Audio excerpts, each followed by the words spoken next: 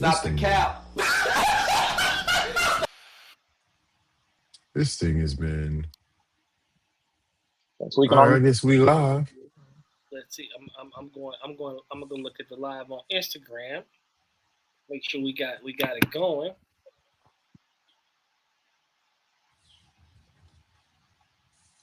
I'm not seeing. Oh, there we go. We good on it on IG. Let me check YouTube.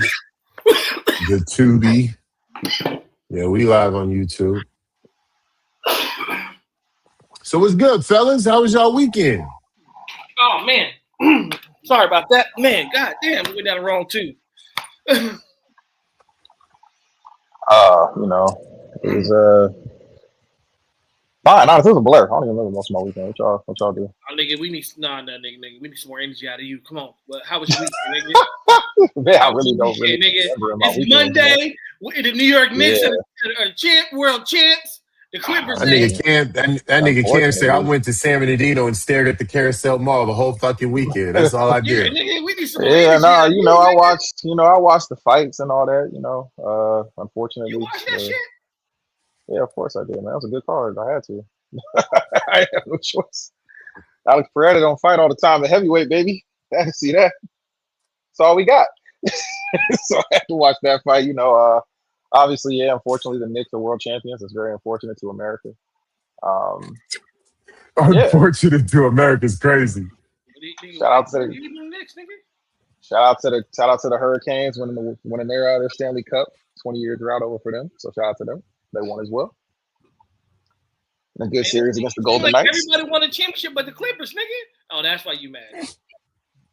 This man is just fishing for some shots to give. It's ridiculous. It's ridiculous. He was like the first Clipper shot miss. I'm gonna just keep firing until one connects. That's what he said. You gotta know what the target is. You know what I'm saying? No, I'm good, man. I'm happy for Jalen Brunson. I know you not. I know that ruins your whole little narrative about small guards. Look, man. Yeah, man. I got a You said they couldn't win without Cat being the best player, and that man scored 2 points in Game 7. I got a broken watch in my room right now, nigga. It's right twice a day, nigga. And his name is Randall. Right. You know, look, man. We gonna get into that. I ain't gonna start getting the synopsis and shit. I'll get that a little later. You know what I'm saying? But it's cool. So let's get into that. What does the championship mean for the city of New York? I mean, it's honestly it's massive because of the fact that that's the one team in New York that kind of brings the whole city together. Just because there's so many Mets fans in New York, so it's not really it's not the same impact as the Yankees winning the title. Nobody's the Nets fan? The who? Come on, dog. Come on now, dog. You know I'm trolling. We're not. Well, I ain't trying to do the Nets like that right now. That's just unfortunate. It's rude. You know I wouldn't trip. I think we all kind of thought the Nets had a good thing going when they got KD in them. I think we thought like they would fall backwards in one at some point, and it just didn't happen for them. But it was never going to be a net town. That's just not something that's going to happen. It's not realistic. The history of the Knicks is too vast for that city to kind of forget about. But yeah, no, I mean, I'm happy for the players of the Knicks. But yeah, for the city, that's massive. I can only imagine what it's like right now being in New York. It's insane. What about you, Randall? Man, you know what? I'm fucking this up. I'm fucking this up. I really want to. I was gonna play a little. Let's see if I make sure I got the right thing. Hold on. This is how I feel about New York City right now, nigga. And I'm not even from New York. I'm happy for the niggas. I ain't gonna lie. Like to see the love that city came together, man. It made you appreciate this moment from Jadakiss. I'm gonna turn the blast on. Hope you can hear it. Yeah. You understood this when they won the chip, nigga. You understood Jada. You understood Jada when they won the chip. If you've never visited New York a day in your life, and I know we all have, but if you've never visited New York a day in your life, you understood that clip. if you have visited New York before in your lifetime, you understand when you get off of JFK, you go outside. There's an energy to that city that's probably unmatched. You know what I'm saying? Let's keep it tall. As soon as you hit that bridge, that shit look crazy. You know, I remember the first time I went out there, and the first time I went out, and I got there 6 o'clock in the morning. The first time I went out there, and I'm talking about That's perfect time. But that's 3 o'clock in the morning for me, and I'm talking about when I got outside, all of a sudden I was awake. There's something in the air about that city that you can really appreciate. For them to go, what, 53 years, 52, 53 years? 53 years, yeah. And have all that heartbreak from Reggie Miller to Michael Jordan to Hakeem Olajuwon to Shaquille O'Neal to just constantly just heartbreak. Patrick Ewing missing layups. That layup was bad. He should have dunked that. That might be one of the most iconic misses of all time. I thought Josh Hart did the same thing. I was like, oh my God, is this like history repeating itself? I was like, oh my God. I thought about Josh Hart. And Fox said, don't worry, I got us. Right? Hold my beer. I got you. Fox is out there like the nigga on what was his name on the movie with Shaq, Blue Chips? Blue Chips. He's my guy. Tony's my guy. You shut up. You shut up. He's my guy. And so what it means for New York, man, it means a lot because, you know, them fans been through a lot. I actually thought I would be hating on their fans a lot more when they won. But I felt good for their fans, man. I'm happy for niggas like Spike Lee. Like, to see Spike Lee looking like he did, I'm like, okay, this feels a little different for them. I can't hate on a fan base that feels like that.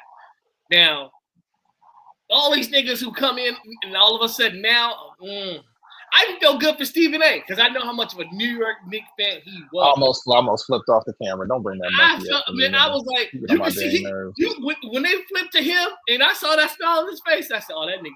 I said, you got to, look, as a sports fan, you got to love that for niggas like that. That nigga's old too. He's like only seen heartbreak. Yeah. You know what I'm saying? So, yeah, I think it's great for the city of New York, man.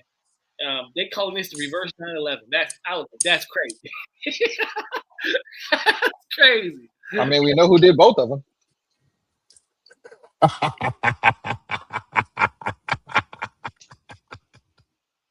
So it's pretty. I was gonna make a 9/11 joke earlier when you said you flew into New York at 6 a.m. I was like, oh, that's terrorist o'clock. But I figured that was gonna be a little bit too far. But you opened the door for 9/11, so fuck it. On my end, I was very much like Cameron. That's the reason why it may have felt like I was hating on the team, because New York is, you know, if anything's gonna go wrong, it's gonna go wrong in New York when it comes to, you know, NBA basketball. I guess now we could say it's gonna happen in LA with the Clippers. But those two franchises are kind of similar, where they just have really bad fortune and bad luck. And so after everything is completed, I am happy for them. I'm super happy for the city. Obviously, I got a ton of people from there, from the tri-state area in general. When they won, my phone blew the fuck up. I've gotten all the text messages, all the fucking animated gifs. Like, they're truly happy as a city. Like, everyone in the city has ditched their New York attitude for like 48 to 72 hours. And that's a great thing. I wish I was actually there so I could actually embrace New York kindness. Because I know it doesn't exist that much, but in situations like this, or like post 9/11 and like big shit, like that city will actually show some kindness. So I'm happy for them. But I was begrudgingly excited for them earlier because I just felt like something could go wrong. Yeah, man, they've always been my comp for the Raiders, and that's why I'm mad they won, because I was like, damn, there goes my Raiders comp. They were literally like, they're just like the Raiders to me. They're like, y'all ain't won in decades. Y'all act like y'all been a pillar of the league for years, and we haven't been doing nothing. Just been around here kind of getting somewhere. We might make the playoffs, might go to a final. Don't mean we gonna win it. You know, like right. That's kind of how I always looked at it. Now they won, and now I got to look at the Raiders with even more disgust. You know what I'm saying? So it is what it is. You keep choosing losing franchises, nigga. Switch up. Look, if New York can win, If New York can win, why can't the Raiders? It just shows it can be done. I mean, right now they're fine as far as the trajectory looks decent, but yeah, we'll see about that. A lot of what they usually do don't work out. Well, a lot of what the Knicks usually do don't work out. If you had told me they would win a title under Dolan, I'd have been like, "You crazy." I didn't think I couldn't see it. Look, me and my pops had a long conversation about 2 hours. We was talking about this shit, just going back and forth, and we'll get into it out, and I'll explain. But there's a lot of fortunate behavior that happened for the Knicks to win, and it could happen for the Raiders. Sure. It could happen for the Raiders. You know what I'm saying? That's all. It just takes a lot. Ass backwards. You can't fall ass backwards into a player who's being underserved like Jalen Brunson, who will then also still take another pay cut. I don't think in the NFL that's as likely to happen. Jalen took $113 million cut. He's not taking another one. He's not gonna take another pay cut. Well, he ain't never gonna pay for nothing again in his life in New York. So I think financially he's set. Someone asked me and said, "So, do you think it's worth it him taking $100 million pay cut for the championship?" Nope. I said, "Fuck no, fuck that ring." Hey, that is still the stupidest decision I've seen in a very, very long time. But we'll get this. Well, off the court, on the court, we'll get to that. Yeah. We'll get to the stupidity on the court. All right. So, did the Knicks win the championship, or did the Spurs lose it?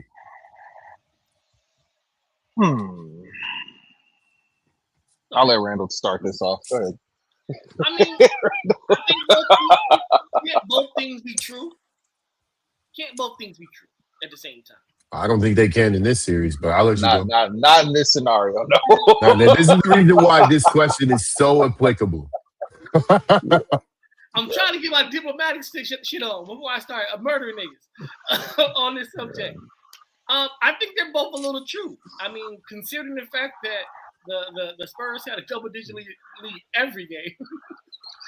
Every game. They had a lead in every game in under 2 minutes outside of one. Every game. So of the 5 games they played, they had to lead in under 2 minutes. 4 games, and they lost 3 of them. But the Knicks had to do No, Randall. All 5 games, they had a lead with 2 minutes left in the game. Oh, I couldn't remember if they did. I was watching the game, and I was like, did they have a lead? All 5 games. Every fucking game. What? Every fucking ball. Honestly, you saw my text messages. They were getting long because I was watching the game like, these niggas are like, they're worse than can't get right in San Antonio. They're worse than can't, like, hey, every game, it was the same exact script for them. And I just... Bro, it was like fucking Broadway. You have to give New York credit, like, as much as I'm going, yeah. It was Globetrotters versus Generals. You know who's winning no matter what was happening. It was crazy. I got to give New York some credit because they had to make these shots. They had to make that tip in. They had to do some shit, right? So you got to give them the credit that they deserve to be able to fight through that adversity and not tuck their tails and go hide somewhere when you're down 20 in the fourth quarter. When you're down 18 in the first half of the first game. When you're down 7 in the second game. When you're down 13 in the third game. It goes on and on and on, right? You got to give them credit for not going, damn, this ain't our night. Because a lot of times when you get asked, well, you be like, this ain't our night. They kept fighting along with some stupidity. You want me to go, Cam, or you want to rebuttal this shit? I'm gonna let you go ahead. I'm gonna let you go ahead. This nigga got to talk about Michelle Obama today, and he turned into Barack. I don't know what the fuck happened. What the fuck is going on? I'm just trying to give a chance, man. Nah, go ahead, man. Go ahead. Hey, and my nigga Randall's a Gemini. Tomorrow's Tupac birthday. What the fuck is going on here right now? No, when they say I'm happy for New York, man. When they say Gemini's got 2 sides, this is what the fuck they talking about. Because there's no way in hell that my boy Randall, that I know war energy right now. That's this year, 2026, I officially have known Randall for 30 years. This year. This nigga has played ball at all levels except professionally. He's coached multiple CIF championships, and he saw this game, this series of games, and said the Knicks earned it? What's going on Oh here? my God. Yeah, no. These niggas gave up 18, 16, 15, 29. Yo! Hey, Victor Wembanyama's middle name should be Cough Up. Because that's what the niggas did. They coughed up every fucking game. Hey, Randall, if I told you as a coach, I said, every single game you play over the next 5, you will be up with 2 minutes left. What do you think your record would be? 4. What do you think your record would be with the least talented team you coached? What would your record be? 3-2. All right then. 3-2. With a good team, I'm 5-0. With an average team, I'm 4-1. All right then. They should have had Greg Popovich walk them niggas the trophy over. God damn. You can't give it to these motherfuckers like that and think that they earned it. No. They gave them games up. You 29 points? That's a 30 ball. These niggas shot like 93-point shots at the end of that game. What the fuck? Nah, the Spurs said, here you go. The Spurs was listening to Hove in the locker room. Welcome to the They was doing that. There's no fucking way. This nigga De'Aaron Fox, after he fucked up, De'Aaron Fox, well, I mean, I just thought, we could be up 3. Hey. You dumbass nigga. What are we talking about? You could be up 3. What are we talking about? Are you trying to win or are you trying to be up 3? I saw him, and I'm not gonna say the name, but you would know who he is because he is a former NBA basketball player and professional basketball player overseas for 15 plus years. One of my kids I coach. He commented on like ESPN and some shit. And said, like, I had commented, and we had the exact same thing. And I swear, I commented, and he came right after me, and I saw his. It was like, you learned this in middle school. No, dog, you learned this in middle school. And the first thing he said, oh, dog, we learned this in middle school. He like, no, dog, we learned this in middle school. Like, no. There's no excuse for that. There's no excuse for you to run your silly ass down there and take that layup unless you're scared to get fouled. They're literally, even if you're like, oh, well, I thought I had space. Yeah, stupid. That means you got space to dribble down the baseline, milk more clock, get fouled, and take your free throws. That nigga should have been running around that place for all the chance he gets. You're supposed to be one of the fastest people in the league with the basketball in your hands, and that's what you do? You slow up so you can try to get the foul, and then don't embellish it? You don't sell it? Okay, so he fouled you. Embellish that shit, nigga. Go to the ground. He didn't even act like he got fouled. He act like, got blocked. Back on the court. Okay, look. I text Randall I text Triune maybe 4 minutes into the third of that game? And what I say?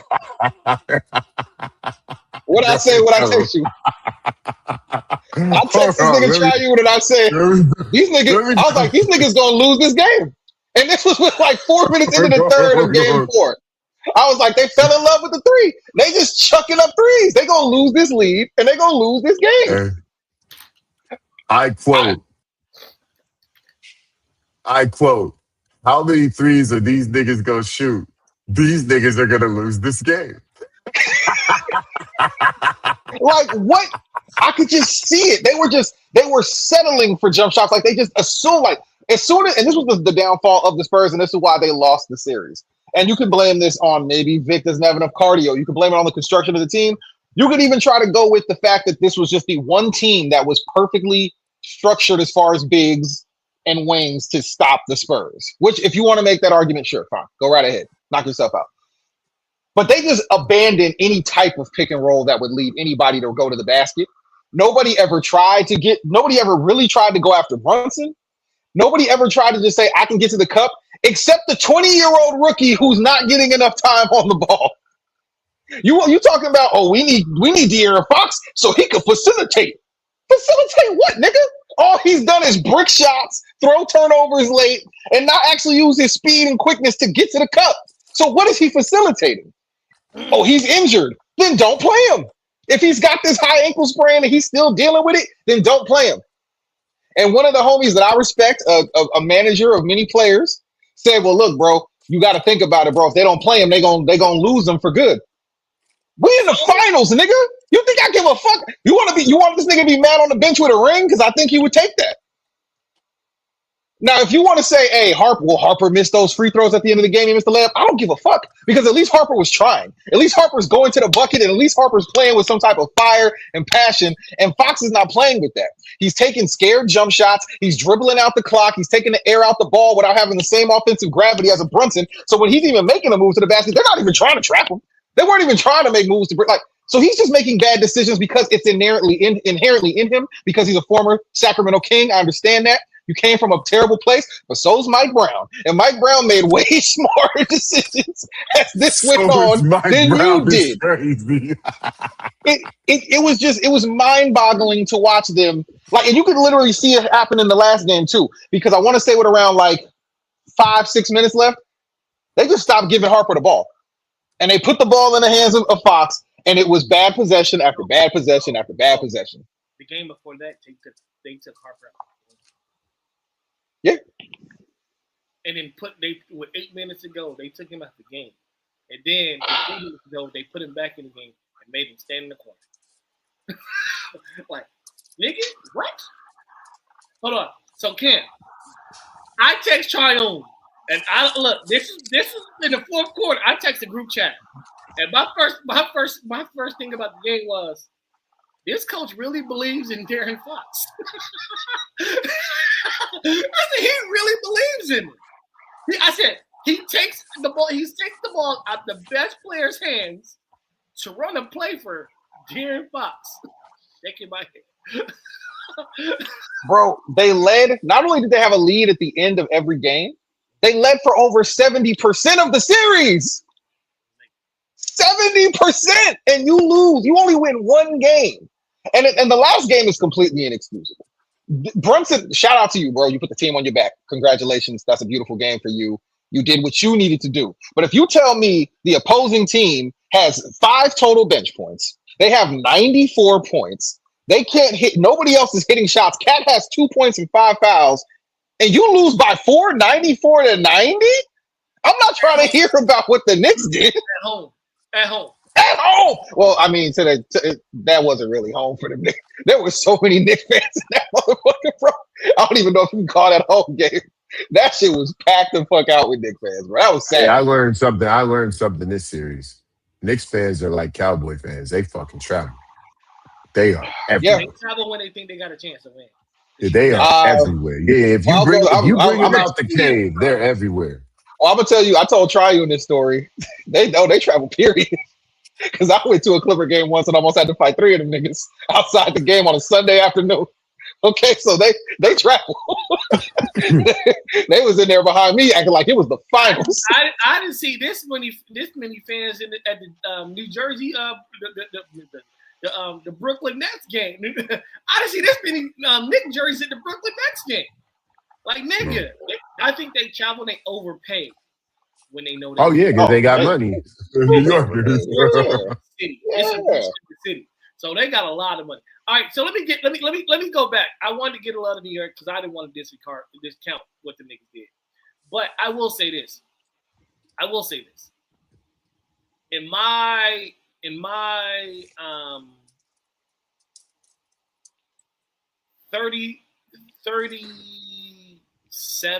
36 years of basketball, being around basketball, playing, coaching, being a fan, I've never seen a stupider performance in my entire life. Never. I've never seen a more stupid. That's not even a word. A more stupid performance for an entire series, my entire life. And I don't. Well, I've never seen it. The definition of ineptitude. It was insane. The things I did, it was not like, for lack of a better term, it was malpractice the way they performed in these games.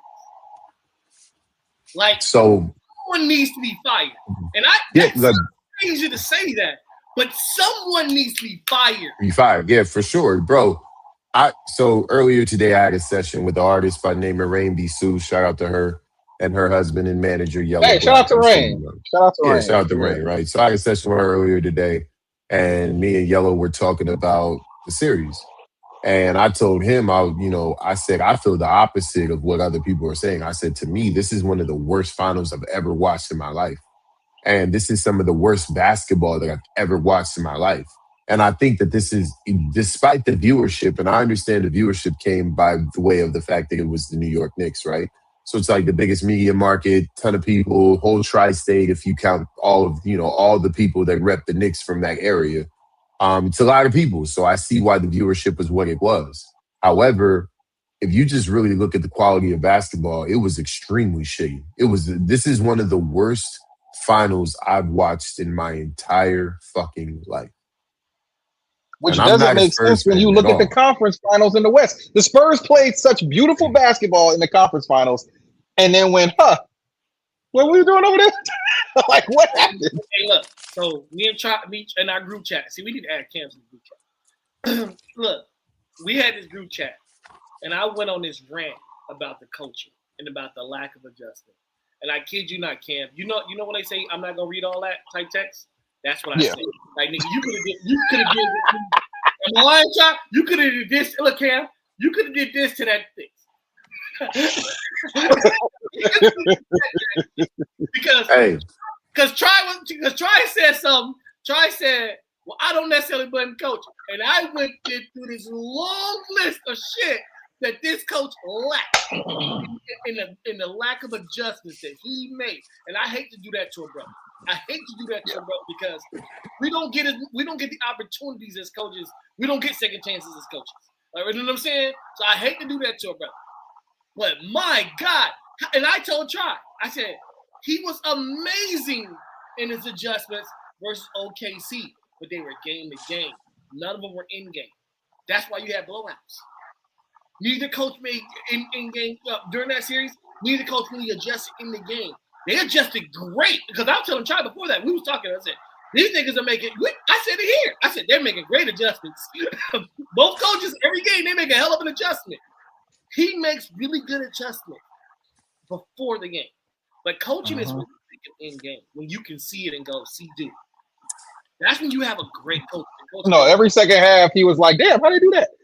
Every second half, Mitch Johnson was flummoxed. Shot in the fight in the closing, especially in Game 4. He looked fucking shell shocked. Oh, okay, but look. Also, though, I don't even know. I blame the world for the fact that I haven't played competitive ball in years. And even I know that you guard the fucking inbounder on any play. You don't let the ball. And then, hey, is that the unanimous defensive player of the year guarding a 5'11" guard over 40 feet from the basket? Let me go double him. You sound like me, Tony Try. He sound like me in that long ass text. He sound like Hey, not only that. And they looked confused before it even got inbounded. How do you look confused for coming off a timeout? Absolutely. When it came out. Hey, not to mention that. So Wemby releases and goes to Brunson, and De'Aaron Fox's stupid ass follows him. Not only that, he looks at OG and then follows. Sure. He follows him. And said, instead of identifying the open man and getting over there and finding the angle to get to him, no, he looks at him and says, "Nah, double Brunson." Hey, no. It's even worse. He looks at it and he doesn't fully double. He goes and goes half. He doesn't even put his hands up. He doesn't even put his hands up. He just jogs up. Don't do nothing. Blitz him. Don't sit there and go, But why is he guarding the inbound play? Why is he guarding OG anyway at the inbound? Why?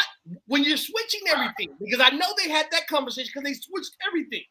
So if you're switching, why do you have Wemby on? I want to say it was Bridges. Why do you have him on Bridges when he's clearly about to set a zipper screen? If you're switching everything, Why the fuck don't you have someone guarding the inbounder? De'Aaron Fox, ladies and gentlemen. It was De'Aaron Fox, but it was also a lack of preparation in that huddle. 1,000%. 1,000%. Hey. I'll say this too. I'm not going to put that on Mitch Johnson. He might have rolled up a clear and concise play, and them stupid ass niggas didn't understand it. De'Aaron Fox pegs me as one of them type of dudes that doesn't fucking understand things. I remember, let me say this real quick. Let me say this one real quick. You remember that episode of LeBron James on his podcast with JJ, where LeBron James said, there are stars in the league that if you take a play and just flip it on the other side of the fucking court, they can't fucking run it. That's De'Aaron Fox. Yep, 100%. 100%. And not only that, Mike Brown said this nigga was stupid like 3 years ago. He did. And got fired. He got fired. I agree. Look, I'm not saying you're wrong. I actually agree with you in your assessment of De'Aaron Fox in this situation. The only problem I have with it is when they came out, no one knew who they were guarding. Yeah, the whole team was. Did they have another timeout? No. Can anyone Google that? Came out of the timeout. Oh, I'm not sure. No, I think they had one left because they advanced the ball for the inbound of the last play. Then that's Mitch Johnson's fault. Now, the person that has observed a lot of coaches, I haven't done any coaching. If your team is walking out, it's such an important play, and they look confused. Hey, give me another one. Run it. Hey, bring your asses in here, and let's make sure we have this play down. He looked confused because he's the one pointing out matchups as they're going out. Hold on, and let me get this. Let me. So I do know in pro coaching, everybody on the staff has a team that they pretty much scout. So that's why they have like 6 coaches. So they'll divide it up. Everybody gets 16, all the assistant coaches. And what you do is you go to their go-to out-of-bounds plays at the end of games. And so you have an idea. If they do this, we know we're going to do this. And typically, that's why you see an assistant coach typically jumping into the huddle going boom, boom, boom, boom. They run. So we do this, we're going to do this, this, and this, right? My only problem with that is, and I have no problem with that. My problem is when they come out the huddle, everybody's looking back at the coach like, who we guarding? And he starts going, you go there, you go there, you go there. And I'm like, you niggas didn't even talk about matchups? You had 3 minutes. You had 3 fucking minutes. Longer than that, because there was the television timeout. Longer than that. You called the timeout and it went to a commercial. You had 3.5 minutes of this shit. And nobody said, yo, that lets me know all you did was talk about switching. Switch everything. That's all you talked about. But you got 3 minutes to go. All right, look, this is what we're gonna do. You're gonna guard him. And when you see things, there's no way you put Wemby on the guy that's gonna clearly set the screen for the best player. Because if you're switching, he's gonna end up on it. And you want Wemby in a help situation, not a guard situation. Low key, you want Wemby at low key. They should have wanted Wemby there to help if there's a rebound situation. Because now, not only that, you got the tallest nigga on the court away from the 40 feet away from the rim. Help. This is why you put Wemby. You put Wemby on the weakest nigga that he can help as much off of, and you allow Wemby to play flanker. Period. Wemby should have been guarding Jason Hart. You should have been on Josh Hart. Yeah, he should have been on Josh Hart. Where even if I help, I can recover. And if Josh hit a shot, he hit a fucking shot. We live with Josh hitting a shot. We don't live with an offensive tip rebound. Mm-hmm. What's crazy, and you know what's even crazier? Even if OG ain't there, because he's so far away, Cat was right there. So Cat would have got it if OG did. Rebound the ball.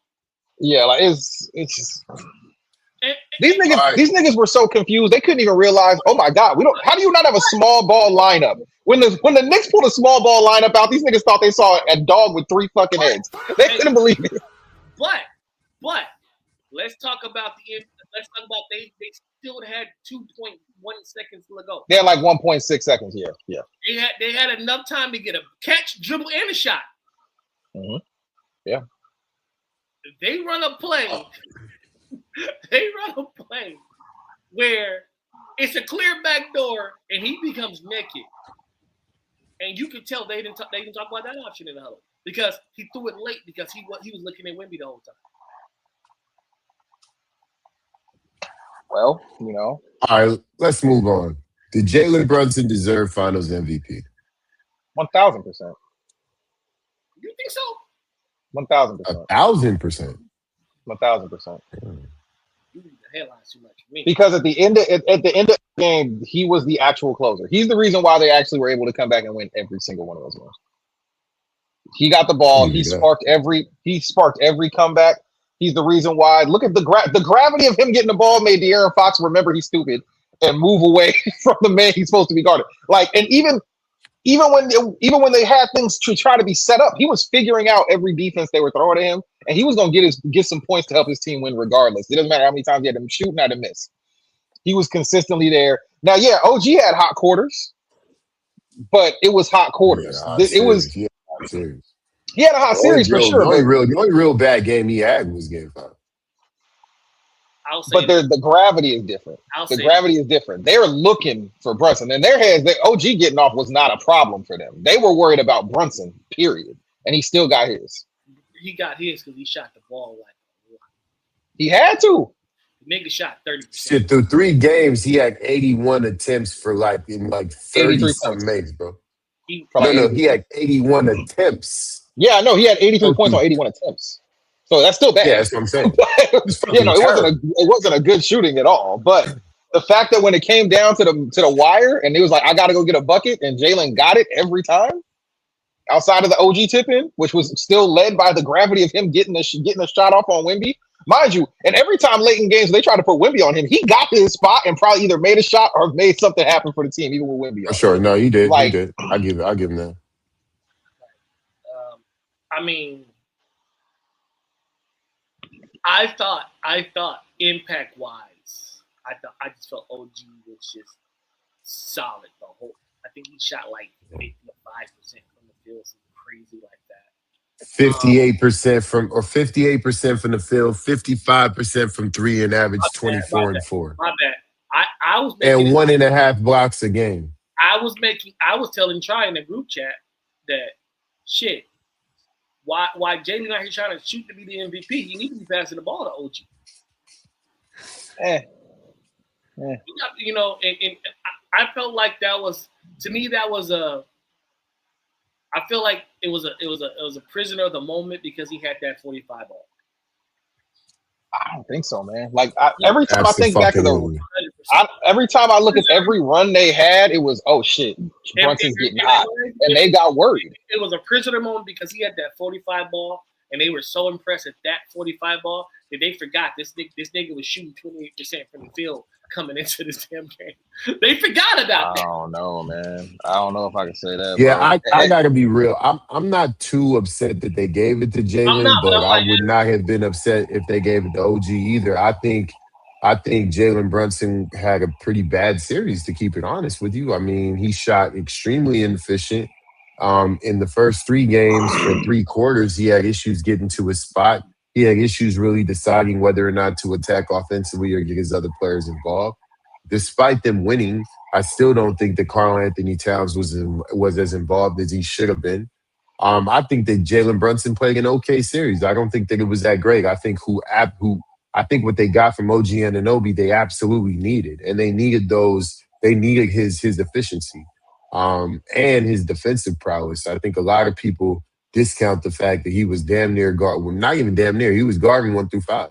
So and on top of that, a lot of them leagues was built on attacking Jalen Brunson.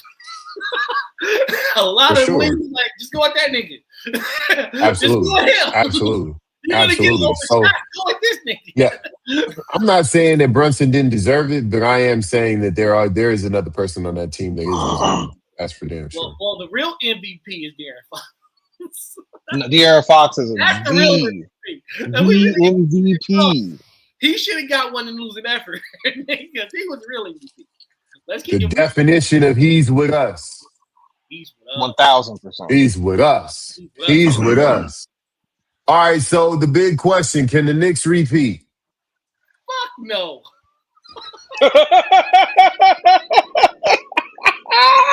Repeat what? The Knicks about to be the Oh seventh or eighth shit! best team in the league next year, nigga. Oh my god! Yo! I ain't gonna. I'm not trying to go that crazy just yet. Hey, yo, But they're definitely not repeating. look. I mean, if the East is healthy, they ain't getting back in the finals. Hey, So this is what me and my pops talk about. I've been waiting for this moment to kill. So me and my pops have this conversation about these niggas. And my pop was like, well, you got to give him credit. I said, Dad, do you pick him to win next year? He goes, hell no. I go, what are you talking about then? Because I said there's a lot of fortune for both these teams to be in the finals. Neither one of these teams probably should have been in the finals. I think San Antonio peaked a year earlier than they probably should have. OKC, if Williams played, OKC wins this series. Like, right? We all, I think we can agree. more than likely, yeah, more than likely. More likely, If he's healthy, yes. If he's healthy, San yes. Antonio's Yeah. a year away, a year maturity away from actually winning that series versus OKC when they're fully healthy, right? Like we know there's an infatuation process. The Knicks are lucky Holly ain't hurt. They lucky Jason Tatum wasn't himself. It's a lot. They lucky Embiid isn't good. Isn't healthy. Yeah. Like they're the 6th or 7th best team in the league. And And let's be honest. So keep it a being with you. If this team is healthy, I think they beat them too. And this is why I feel like the Spurs almost were double agents. Because I think the Wolves beat the Knicks in the series. I think the biggest thing that the Spurs just didn't have was what's up? Denver beats New York in a series. That's a great series, but I agree. If they're healthy, they beat them too. Like it's like every team that could have eliminated the Knicks eliminated themselves. It was cannibalism, and they just took over. Fred Van Vliet is they're in Houston. They beat them in the series. I just call it what I see, man. I just say it that way. If Fred is healthy, the problem is I had to think about it. The problem is I had to go, well. Hey, I'm keeping. Hey, if we keeping it real, Lakers. the Lakers would take the Knicks to 6-7 games. What are we talking about here? How down I Well, am. let's be real. I was gonna say the Lakers healthy. You're taking a lot of folks. Yeah. Hey, I'll go one step further. Cam go like this. If the Clippers are healthy, they beat them in the series. Yeah, If the Clippers are healthy, they beat them niggas. I'm sorry, it is what it is. I mean, on paper, sure, but you know, I don't trust these niggas. If Golden State can get anybody, If Golden State had Jimmy Butler, yeah, no, I'm taking them in the series. I'm taking them in the series. I'm taking them in the get a series. shot besides Jimmy and Steph. Yeah. Hey, I'm taking them in the series just because Steph gonna be playing in the Garden, and we know what he does in the Oh Garden. my God! Because you imagine We know they what he ain't got does in the nobody Garden, on. nigga. What they gonna do? Put Alvarado on Steph? What are they gonna do with Steph? Yeah, like what? Steph Yo, is yo, yo. smoking their boots, nigga. Steph will average 50 in the Garden in the Oh my finals, bro. God! Are you I kidding me? want to say You this. think it was bad in Boston? You think it was bad in the TD Garden? What would it have been in Madison Square Garden? Nigga, yeah, I want nah, to say this. I'm happy for New York. I'm happy for New York fans, Spike Lee and all y'all. But hey, the rest of you niggas gotta relax. All this crazy talk about, well, we only lost 2 games. How great are we? You're not. You're not that great, nigga. And two, you guys are the most fortunate team since Toronto to win the title. I think they were more fortunate than Toronto. They caught more injury breaks. They caught more team luck of other teams beating other teams. Like at least Toronto had to beat the Bucks when they were hooping. They had to beat the Sixers when they were hooping with Jimmy Butler and Embiid. Who did they beat? Like, you know what I'm saying? Like beating the Spurs, I give them credit. That's a 60-win team. You still beat the Spurs, but my God, unseasoned team. Yeah, they beat the Magic. They beat the 90. They beat the 94 Magic. I get it. Like 94, 95 Magic. They got them out of here. Yeah, like so. So I'm sorry. To answer your question, can they win? Can they repeat? Fuck no.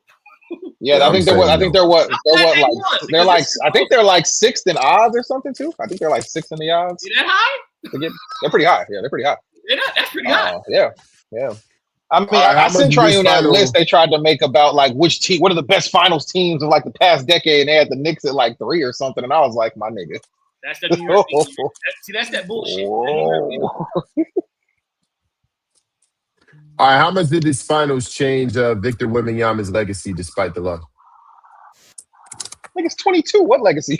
I think it's 22 years old. It's about what he does from here. All the greats have had to fall on their face at some point. Bounce back, nigga. Oh, I don't think it says a goddamn thing. I think the nigga averaged to like 25, 12, 4 blocks, 2 steals. I mean, he looked exhausted because De'Aaron Fox is out there point shaving. Nigga, I mean, it's hard when you're the big and you're point shaving. Yeah. It'd be different if you're the wing because you gonna get the shit. Bro, did you see? Like even when Vic was rolling to the basket, some of the lobs that he was getting thrown, that he was completing. Hey, what? To blame Victor would be like to blame Shaq for Nick Anderson. You just can't do it. You just can't do it, man. Like Nick did this. This is Nick's fault. No one else's fault but Nick's. Now that is cap. That last statement, I somewhat agree with some stuff, but that last statement is cap. And I have a completely different take on this. What I'm saying is, I'm saying the extreme to prove the point. It's always everybody's fault. But yeah, he holds blame for sure. The line of blame, it should to me. I can't say that this affects my thoughts of Wemby. I think Wemby is. I'm not upset for people saying he's the best player in the league. He's just ahead of schedule, bro. And when you get ahead of schedule to the level he was ahead of schedule, niggas are gonna be quick to try to immediately tear you down at the second you fuck up.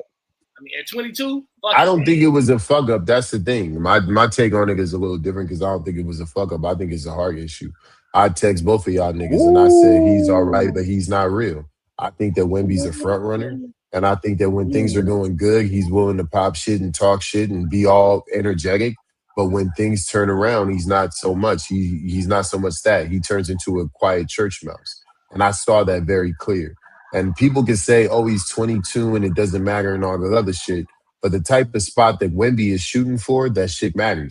Let's not act like people still going to bring up LeBron in 07. Let's not act like people still going to bring up LeBron in 2011. Let's not act like people going to bring up LeBron not getting to the finals against Detroit, not getting to the finals against Boston, those Western Conference losses, those Western Conference finals losses. Let's not act like these things are not still brought up when they're determining an all-time great's career. Even if you assess other people, Michael Jordan, people shit on Michael Jordan, the people that are, Bron fans, should I say, they shit on Michael Jordan for the first 7 years that he wasn't able to get a chip. People shit on Magic sometimes for the tragic Magic shit in 84. So you can't sit up here and act like it don't mean nothing. No, it absolutely I'm speaking for myself. A finals loss means something because in the future, let's say Wemby fucks around and wins 5 championships. You know the conversation. Is he better than Mike? Well, Mike got 6. That nigga got 5. Yeah, it absolutely fucking matters. If you get to that finals arena, you got to scratch, bro. Because if you don't, people will talk about it forever and ever. And especially when you're an all-time great candidate. So yeah, I think it definitely affects his future legacy for sure. Because not only because they lost, but in the fashion in how they lost. People will remember this. People will remember. People that in the future that are going to be about whoever the other all-time great candidate is, they're going to say, well, he never dropped a 30-point loss in the finals. That's going to be said, bro. Don't get but people are stupid. I can't speak for the stupidity of other people. My nigga, I can only gauge. But saying that someone dropped a 29-point loss in the finals wouldn't be stupid. To be accurate. Yeah, well, see, this is what argument. But this is what I hate about team sports. That nigga was not alone on the court and gave up a 30-point lead. It's just not how this works. I will say this, and because I guess you're projecting this at a very end career type assessment of it. Right? Well, my projection is based on what we're assessing him to be. People are saying that this is a guy that could be the greatest of all time. So I'm gonna assess you like that. Look, so when but that's like saying Jordan got swept in the first round, so clearly he wasn't ready. He didn't have the heart. he's not ready to do this. This is fucking 22 years old, my nigga. Like, we don't know what's going to happen. What if he wins 7 titles from here? What are we going to say? Because he lost one, Jordan's better? Like, that don't make no sense. Again, I'm not here to say that losing itself is the issue. It's the fashion. People are going to talk about that, Cam. That's absolutely going to be a conversation. I agree and I understand. I'll even double down on that. It's not an unintellectual conversation to have because that collapse was disgusting. I still think it's a premature conversation to have because I don't think at the end of the day, if he goes on to become what we think he can become, if he goes on to win that 7, yeah, then it doesn't matter. But we got to see it. I don't. That's why I'm not judging nothing. I'm not calling him the greatest. We got to see it. So I'll say this. If he goes on to win 7, Cam, then this series becomes 0-7 for LeBron. No, but if he goes on to win 3, they're gonna talk about this series. In all seriousness, do people bring up the 0-7 finals loss negatively against LeBron? I feel like they just bring up the Miami one, which is 100% warranted. Like if you look at that Cleveland one, you look at that Cleveland anyway. What the fuck were they doing there? Like they have no business even being there. Like, hey, you know what they were doing there? Fucking Paul Pierce and KG got hurt, and fucking I think somebody in Detroit went down. Yeah. They weren't even supposed to be there. Now, mind you, he still goes crazy. That's why it's different with. I can't say just Wemby blew a 30-point lead. We can say Bron got his team to the finals. That nigga scored like 20 straight fucking buckets by himself. Like that's the difference. But yeah, the 0-7 loss. I've never really seen a lot of people go see LeBron. That's another ding in the armor. Like, bro, he wasn't supposed to be there. What do you mean? People may not say it. People may not say it that way, but the way that they say it is, he's 4 for 10 in the finals. Oh, 4 for 6. Yeah. Okay. Now that is true. That is the way they voice that. That's what people say. And I don't give a fuck how you slice the pie. Wemby could go win 7 of them. Let's say Wemby goes 7 for 12. People gonna say he's 7 for 12. If he goes 7 for 12, he's the greatest player of all time. He's the greatest player we've ever fucking seen. Like, that's fucking ridiculous. If anybody, I don't think. If you want my honest opinion, this could be my hot. This could be my hot take. Hey, Cam just jumped all the way off the cliff. Well, he goes 7 for 12. He's the greatest of all time. He goes 7 for 12. Yeah, it's over. You mean to tell me he gonna play 17 years? He gonna be in the finals 12 times? He gonna win 7 of them? Yeah, nigga. Yeah. Discussion's done. Discussion's over. Go, nigga. Yeah, you're right. Go. Yeah, no, he's over. Like, here's what I will say. I don't. My hot. You can call it a hot take or whatever. I don't think any player is ever even going to get to 5 again. So the way the league is running right now, I don't see it. I'm gonna give my assessment. I do. I'm gonna give my assessment. I do. I think Wemby's gonna get 4 or 5. I do think he's gonna get 4 or 5, just based off of how, dude, he's so unique. It's gonna take the league another 6 years to catch up to him because they got to get bigs that can body him. Because they've been trying to get these skinny ass bigs who can't hit him.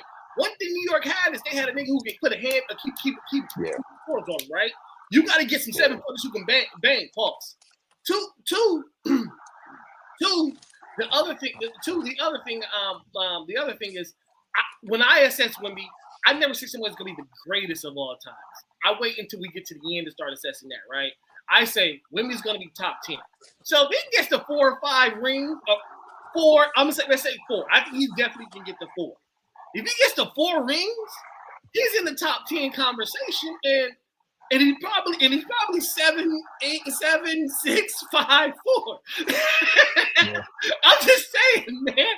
There's a lot of niggas got to move out the way if he continues to develop and get stronger as we see him doing. I think there's only 2 guys that have.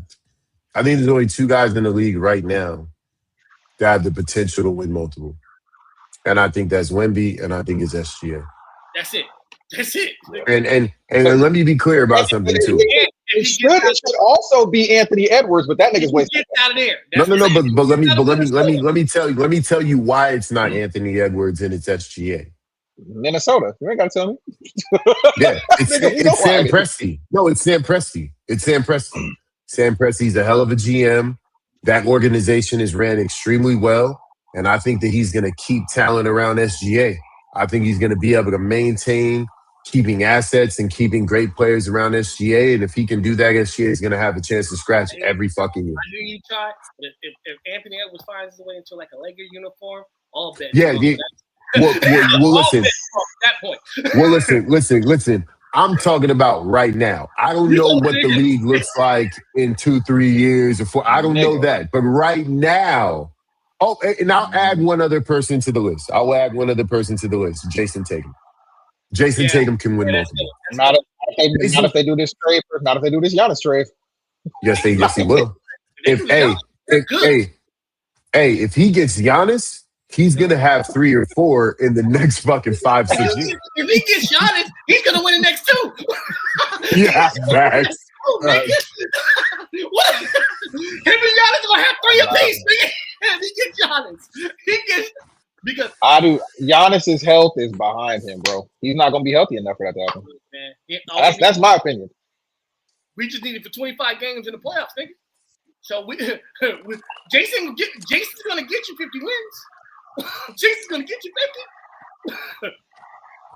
And they have a good organization and a good structure up top too. And I, as a Laker fan, Brad Stevens is one of those dudes. Yeah, I hate to say that they have a great organization up top.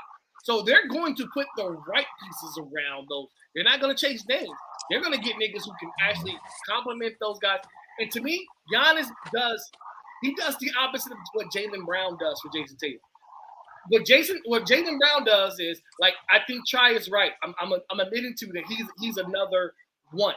He's another one. But I also think, but Try. But here's the thing. What I disagree with you is he falls into the Tatum camp.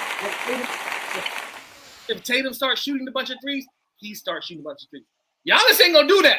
Giannis gonna put his head down and say, "I'm getting to the rim, nigga." And that's I agree with what you're saying. Their games mimic each other. Yes. Giannis's and Jason Tatum's games complement each other. They complement each other, man. Yeah. Because you could actually do screen and rolls with Tatum and Giannis, and it's like, what the fuck do you do? How do you guard that? Yeah, you can run dribble handoffs with them. You can do a lot of things with them. No. Let's go back to that pick and roll. You can invert that pick and roll. Yeah, absolutely. Yeah. You can invert that pick and roll, and it's imagine the dribble handoffs at the top of the key where they're setting screens for each other. Ooh, how the fuck? My only question becomes: sense for Giannis and pops off of a zipper screen. Like, nigga, what? Yeah. Are we calling Giannis the 5 then, or do we have another big to play? What are we doing? Who's playing the 5? They're gonna play 3. They're gonna both play the 2 through 4. They're gonna play the. What are we doing? I'm like, who is the 5 at that point then? Who's the 5? I mean, again, they have an organization because you got to have some spacing because you can't obviously have Tatum down there if you're trying to roll Giannis down. No, they're gonna find a way to get another big, I mean, with that, the big don't got to do very much. He got to rebound. He's got to defend the paint. That's it. Yeah, he's got to rebound, defend the paint, and be an enforcer. That's it. Those guys you can find. They certainly don't need someone expensive at that position. No, they just need somebody to keep the floor, but they also need to keep the floor spaced a little bit offensively because Giannis needs space. No. I don't think you need as much spacing as you think because you're still gonna have White. I mean, I think if you have Jason Tatum, you have Peyton Pritchard. I think you can space pretty well with that, and you have White, Derek White.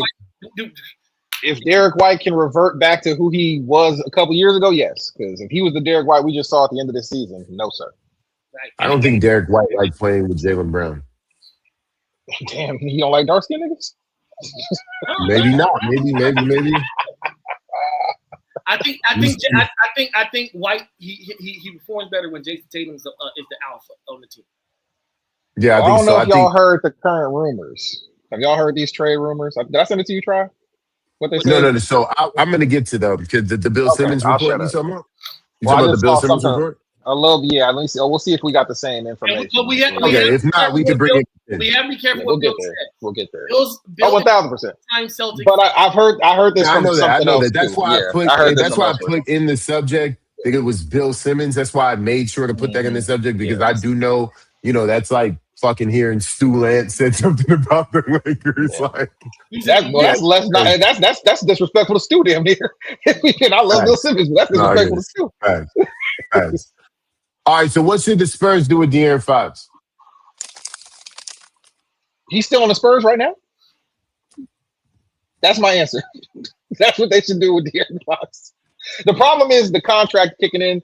He's staying at least another year unless you can somehow convince Orlando to swap him for Franz, and I just don't believe that's happening. So no, I think he's stuck there. I think they got to make that shit work. I don't think Franz is the guy you get. I just feel like as far as flippable contracts and moving pieces, that's the only move they have. No, it ain't. What you see? What do you? What do you see? I think the better piece is Desmond Bane. They're not moving Desmond though. Why not? He didn't really work well with the team last year. He was arguably the best scorer they had he was their second best scorer because Franz is so important. Yeah, that's because Franz was hurt. That's what I'm saying. But Franz is always hurt. But Franz is always hurt. So you think they're gonna move on from Franz? I don't think they're gonna move on from a lottery pick. Not yet. That's what I'm just saying. The only thing that really makes sense, like maybe Orlando goes, we really need a point guard. We still don't have a point guard. We can't rely on subs to actually facilitate an offense. Let's get him in. We don't really trust Franz's health history. We're going to pay him all this money. We don't trust his health. Let's ship him out while his value is still relatively high, and we can get a point guard that's still relatively young, under contract control. Let's move forward with that. Well, here's my pitch. I think it's the battle of the players that I would rather overpay for based on my system. I think Desmond Bane fits better in San Antonio than he does in Orlando, and I think that De'Aaron Fox fits better in Orlando than he does in the Spurs. They're both bad contracts. So if you're gonna pay for a bad contract for a year or two, might as well get one that fits the best. And I think Desmond Bane fits the Spurs scheme way better than he fits the Magic scheme, and vice versa. I guess my only question becomes, and if this includes if they do move on for him, because unfortunately, he is the best facilitator the Spurs have as far as controlling an offense at this point. He is. What do you do at that point? Because unfortunately, there's no Chris Paul to really school these guys. I wish Chris Paul was still on that team. I mean, brother, at some point you got to put the ball in Dylan Harper's hand, right? At some point you got to put the ball I in love Dylan, but Dylan Harper is more SGA than he is CP3, though. You know what I'm saying? Like, he's more of I'm going to get the ball and make things. I'm going to average 3 to 5 assists more close than I'm going to get closer to 7 to 8. You got to go back to Dylan. You got to go back to Dylan in college. Yeah, no, I mean, of course. okay, so if De'Aaron Fox is not the answer as a ball handler, then what are we doing with Dylan Harper then? I think the difference with Dylan Harper is he's actually going to make wiser decisions as far as not just turning the rock over. I mean, for sure, but I'm saying if he's still not the answer, then what are we doing with both of them? I just feel like a guy like Desmond Bane, who is extremely tough on the defensive end, even though he's a smaller guard, he can shoot the open shot off of any sort of dribble and kick penetration. He's really good. He's really good as far as getting penetration there. And he's not the type of dude that's going to disrupt your locker room. And also, he does have some of that tough bravado, and he's willing to get ahead of some of that bullshit that they're doing to Wemby. I just think it's a better fit for them. It's a bad contract for a bad contract. I think they can run that. I just don't see Orlando going, this is one of the best things we had last year. Let's trade him. I just don't see Orlando doing that. To be honest with you, I think Orlando's a better team with De'Aaron Fox because they need somebody that can go get their shot. And De'Aaron Fox can't go get his shot. Maybe not on the final stage, but he can in the East over there in that small market. And the new head coach from Orlando is Sweeney, who's coming from the Spurs. So maybe you know. Yeah, that's another thing. Yeah, maybe. You know? Yeah. Who knows? So who knows? I'm gonna give my assessment. It's gonna be hard to move $60 million because he starts his new contract. It's gonna be hard this year. I don't necessarily think I like the Bane idea, but I don't like the Bane idea only simply because I want Harper. I want those two guards. Harper and Castle. Yeah. I want them to play. I really, really just want them to play. And Desmond kind of gets in the way of that a little bit. I do love the mentality fit, though, Chai. I get where you're coming from. Mentality-wise, he's a great fit over there. It's probably right up the alley what they need. Because they are already a tough individual group. Like, there's some tough assets, right? And he Yeah, but kinda, they don't have that fuck you attitude, that fuck you bravado that they so, need. so what I would like them to try to do is see if you can move it for a 3D wing in But a more who?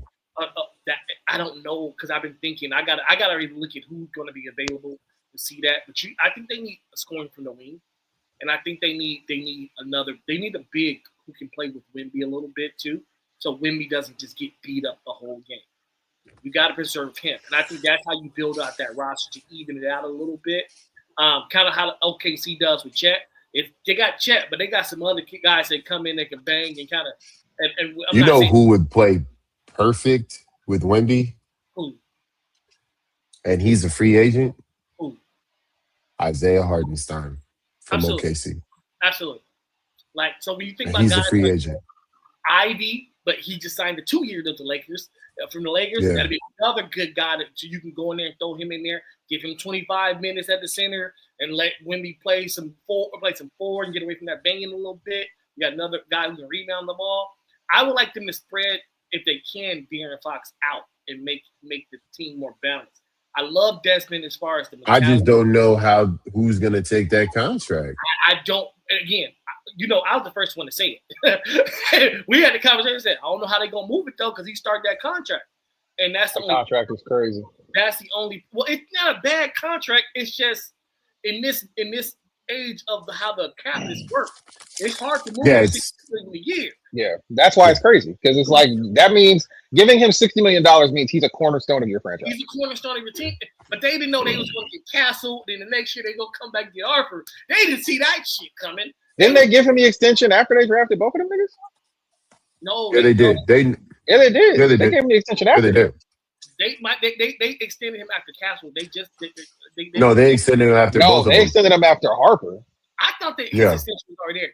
No, that's why I It was was the stunned. I same was summer. stunned about the extension. Yeah, I was Yeah. like, whoa, they giving him an extension? They about to draft Harper, or they drafted Harper. Because I was All right, stunned by it. I so was like, wow. quick entertainment break. Jay-Z announces 2 big shows, one in Paris and one in Los Angeles. What are your thoughts on this offense that he was talking about earlier this year? Man, look, man. I'm poor, Hov. You got Why? we got more freestyles in the tuck? Man, I'm just poor. That's my answer, man. I ain't got money for all this shit happening this year, man. Like, Hov, you could have gave me more time to get tickets. You know what I mean? Like, it was selfish of you. I mean, The line in there said June 12th. October. Yeah, but he put the tickets on sale last week. Nigga, I paid rent and shit. I had to put some shit in the car. Like, nigga, damn.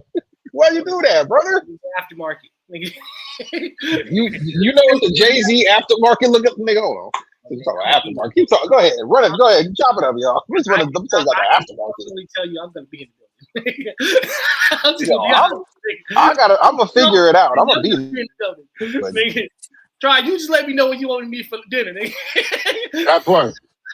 Randy, I'm you gonna be rolling? in the building, I'm nigga. down. I'm in the building, I nigga. can confidently tell you I'm gonna be in the building. Yeah. No, I'm gonna be in SoFi one way or another, but Nigga, god damn, nigga. If I got a bag borrow still, I'm gonna be in the building. All right. So Me and Randall gonna put on our fake SoFi employee outfits and walk up in that bitch. hey, cause SoFi Stadium got some of the worst security of all stadiums you've ever been a part of. Like What you mean section 120 is $500? What the fuck is we talking about? Look, man. I tell you, look, SoFi security is so bad that my mom. It's terrible. My It's terrible. mom had the premium seats, but they're really high up. They're like the cushion seats, so she didn't Yeah. like the seats. My mom decided to walk all the way down, and she ended up on the field. When I say on the field, That's nigga, she's not crazy. talking players, nigga. That's When- crazy, bro. And I said, "How the hell did you work yourself down there?" Because I was She said, like, I just walked over. I just walked in like I was on the place. But my mom do shit like that though. My mom like, nigga, what they gonna do? Stop me? She said she told me, man, I was damn near 60. It's in my purse somewhere. And the guy My said, nigga, why is a standard floor seat $800, my nigga? I won't be 8 bills? building. Hey, listen, bro. Hov is a billionaire. You gonna pay for Nigga, he's exactly. Why you need my coin, ho? Because you got to get your hair dreaded again? What you need the money for, ho? Come on, my nigga. You had to Well, get that's section A. Mind you, two of the A sections is sold out. So I'm looking at floor section B. That's 500. Like, my nigga, what is we doing? And why is a floor section as much as section 120? These are standard. These ain't even resale, by the way. These are standard prices. These are not resale yet. I'm on Ticketmaster. I don't set the prices. I just get Oh, my goddamn lie. How that sound? Oh my God. Yeah, he don't pick the Super Bowl people either. He just suggests. Right. Yeah, He don't pick the same prices. He has a price for himself, and then they sign him, and then they charge what they want to charge for it. I'm really about to. Y'all let me know where y'all let me know what section y'all going to. Then what's the cap of a price y'all pay for a whole ticket? Look here. I'm just asking. You ain't got to. I ain't trying to be in your pockets. I'm not pocket watching. I'm just asking what's the cap of what you pay for a whole ticket. This is an offline conversation. This is like the worst thing. I'm trying to go to the Uno Entertainment brunch. You know what I'm saying? I can't. I'll say this. What that nigga Hope say about the brunches? We calling the brunches off. We ain't feeding nobody. Hey, I'll say this. And Try can attest. Try can somewhat attest this. I pretty much go to anything I want, and I'm not gonna pay a dime for it. This is facts. Well, goddamn. All right, nigga, shit. And I'm not gonna be in the upper section at all. This nigga called me a bitch. Goddamn. All right, nigga. Okay. Put the gun down, my nigga. I'm blessed to know some people who know some people. My nigga said I'm blessed. I will say the first time I saw Hove, I was blessed. I had a homie who was like, yo, just hit me up the day before. I got floor seats for Hove. You trying to go? Yes. Did you so Cam, I'll give you an example. Alabama came out here for the Rose Bowl 2 of the last 3 years. Uh-huh. We've taken, for my family, 10 people both times. Last year we was second on the walk. All right, man. All right, well, Rand, just tell me what time to be ready, my nigga. I had a truck gassed up. I've known you for 30 years. I've known you for about a good 30 months. So if we fraction what level of ticket does that give me? Like, how far away from the stage? I nigga said with that level of friendship, you can hang out in the parking lot. I can see the lot. And barbecue, my nigga. Hey, we tailgate, nigga. I got the Franks ready with the fucking bacon on them when y'all get out. I better see your diamond from the parking lot, nigga. Put the signal out. Let me know when he does. FaceTime me when he does. You don't know. I just said, man. My mom hit me up, was like, Jay-Z just now, because she's going to New York, and we're probably going to end up in New York too. My sister already got her tickets, and we're probably going to end up in New York too. But my mom was like, oh, she said Jay-Z just introduced she's going to LA. Who's all going? And that was in the family group chat. That's how we roll it out. Who's all going? Well, make sure you add me. I'm a Brandon for that day, nigga. I'll be in the group chat. God damn it!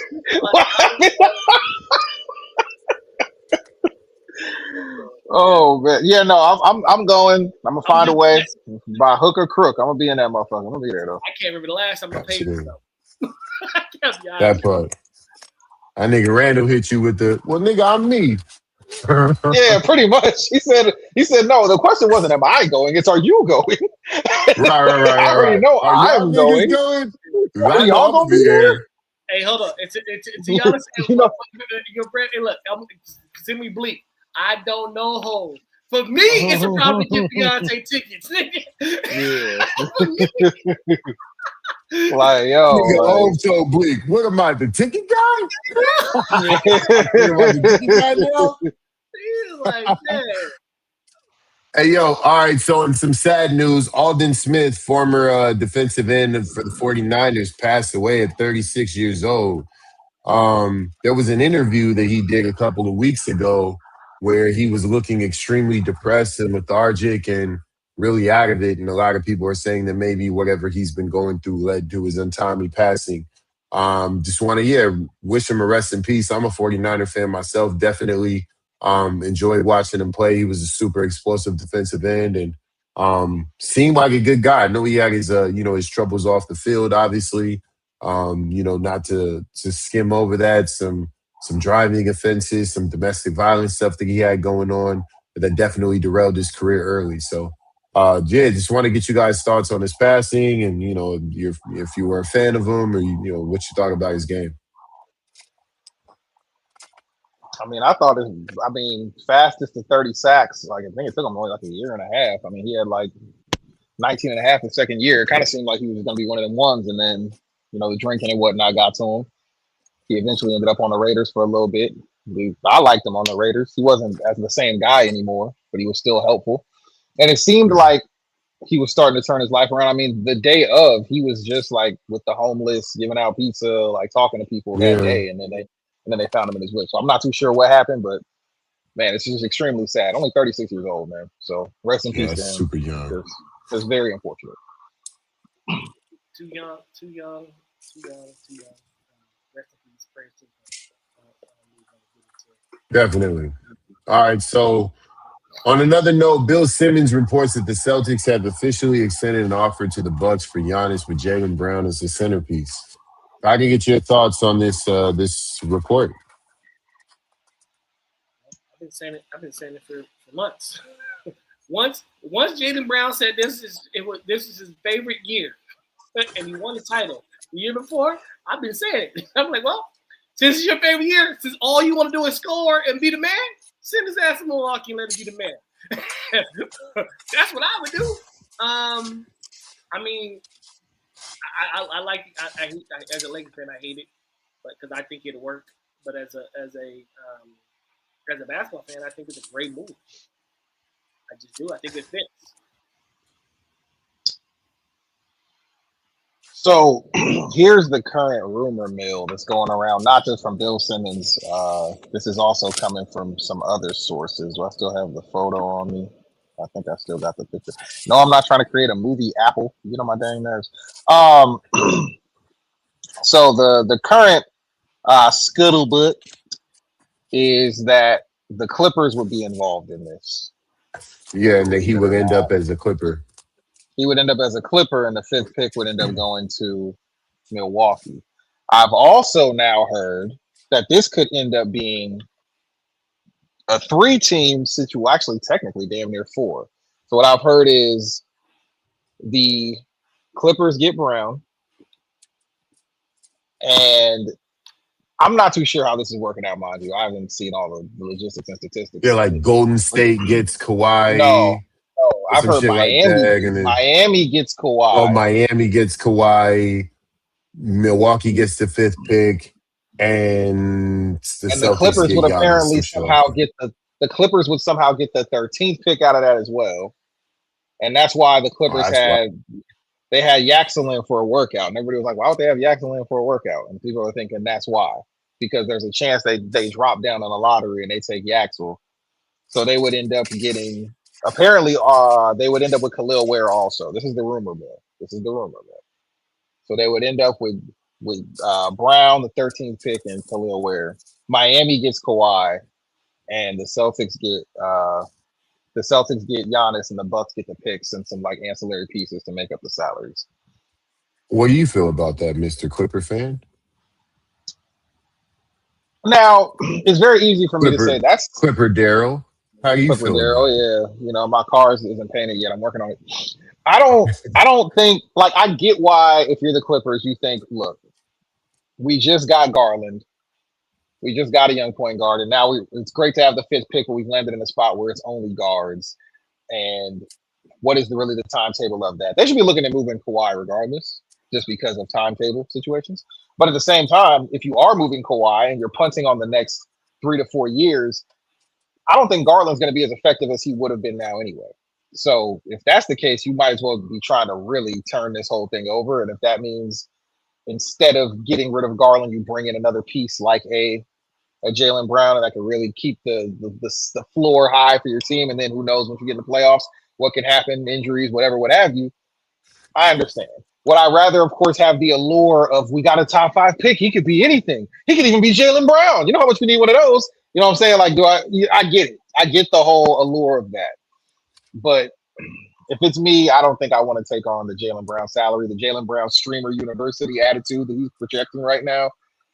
I don't think I really want that on my team. You don't think that was his way of getting out of Boston? Yeah, see, the problem is Jaylen the last time I Brown's thought that about a extremely player. intelligent. He's not a stupid person at all. Well, the last time I thought a player was just moving strategically to get off his team and end up on mine, it was Antonio Brown. So my history with Browns doing wild shit to get off their team and end up with mine is not that great.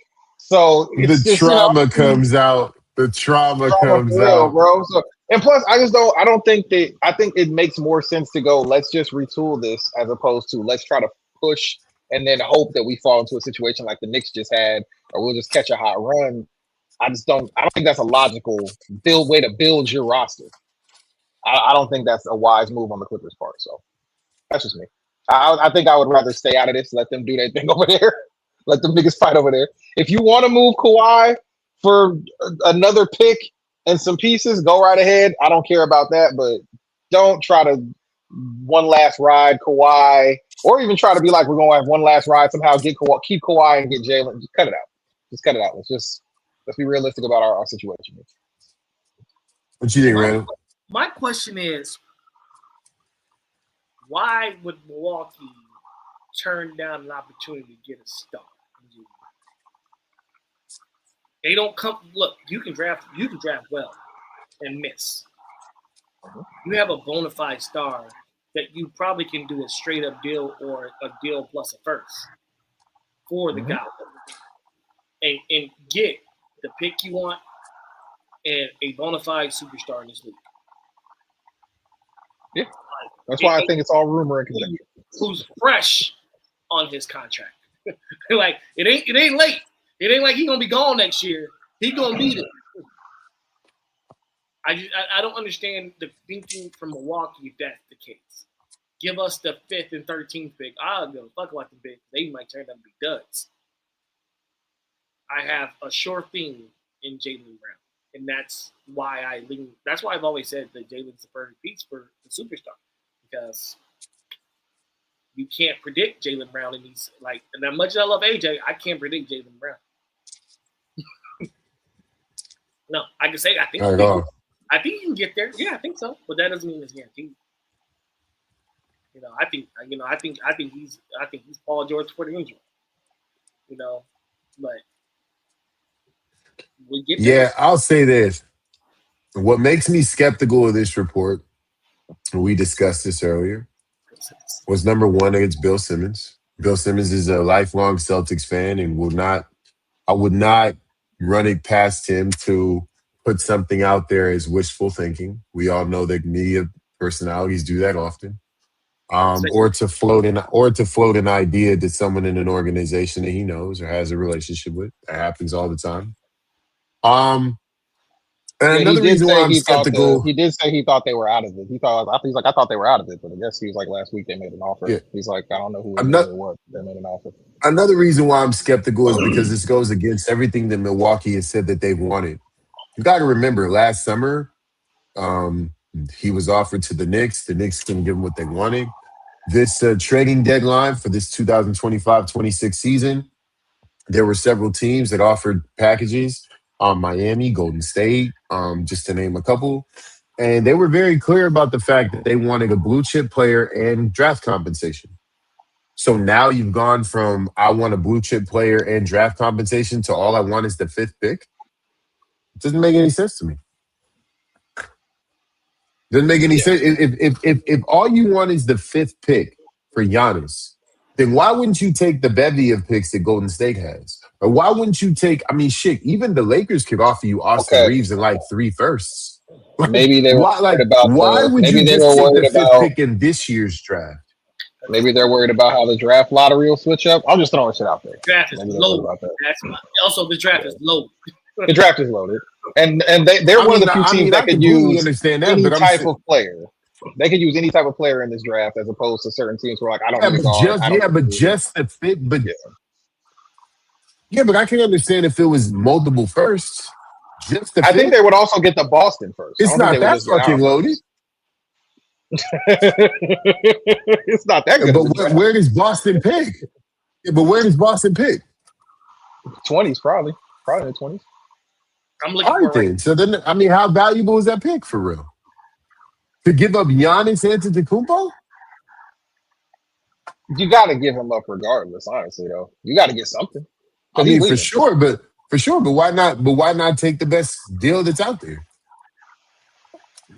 Because you also want to do right by Giannis. I'm just saying. I'm just playing devil's advocate at this point. You also want to do right Yeah, by Giannis. I hear you. I hear you. Why? Why? You want to leave? Why? I think the Milwaukee Bucks are going to do what's best for Milwaukee. You don't have a no trade contract. That ain't my fault. You don't have a no trade contract. You want to leave? I'm going to oblige you by getting you out of here. For sure. And a lot of these teams will take a flyer on Giannis and try to convince him for sure. Like, if Giannis were, like, let's say the Lakers would take that flyer all day. Miami will take that flyer all day. Certain organizations that have a certain cachet and in certain locations around the country, they'll take that flyer on Giannis for sure. And I don't think Giannis is Kevin Durant. I don't think once Giannis lands somewhere, he's about to just up and bounce again. I don't see that. I just don't see it. All right, Darren Peterson visits the Wizards and will not visit any other teams. Gotta get your thoughts on this. He's trying to be the number one pick, and he told everybody else, "You know my body." That's cool, I guess, but I think whoever's advising Darren Peterson, please fire them. Please get new representation because this is not the look, bro. You're already kind of being questioned mentality wise, and then to do this, it's just kind of like it's just not a good look, optic wise, PR wise. It looks nasty to me. I could be wrong. You guys might say I'm wrong. I'm interested to hear what you have to say, but I think it's just a bad look PR wise for a guy who already is kind of being looked at kind of funny prior to the draft, which is next week. God damn, that's this week. Next week? Are we serious? Next week. Next week. Yeah. Are we Yeah. are we being serious here? Go ahead. Fire away. Oh, Go first.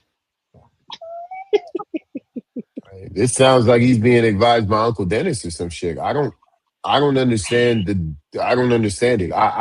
I get the politics of playing for the number one pick, but I think that you should probably work out for the top three teams, especially with someone like AJ Devontae in your fucking draft class.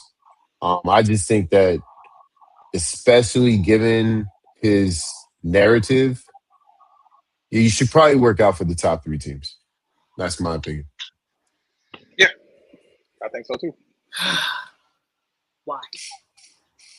Why should he work out for the top three teams? Why? Because in the NBA, perception matters.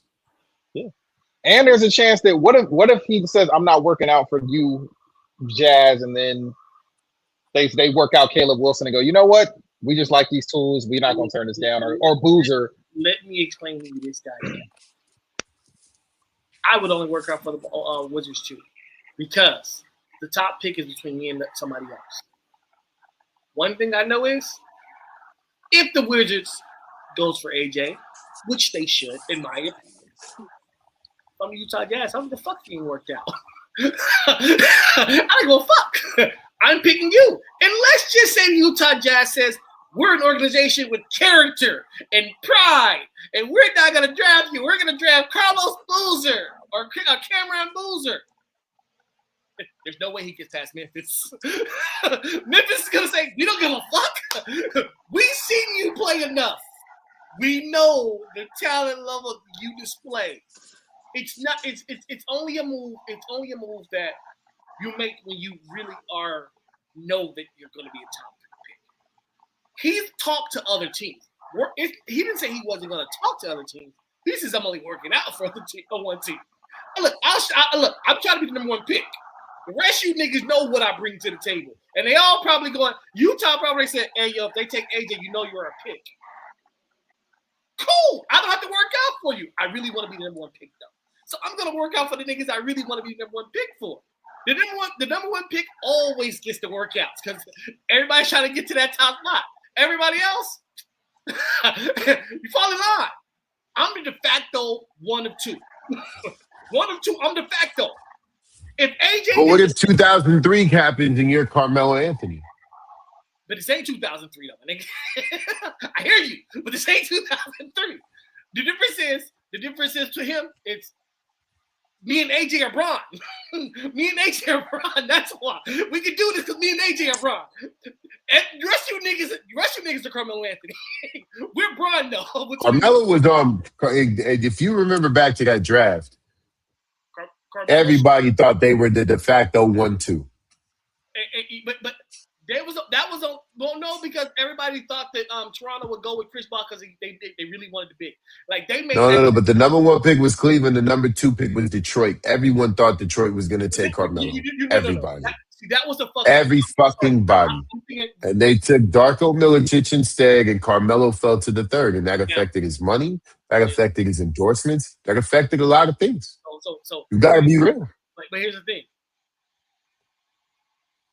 Detroit fucked it up, not Carmelo. No, for sure.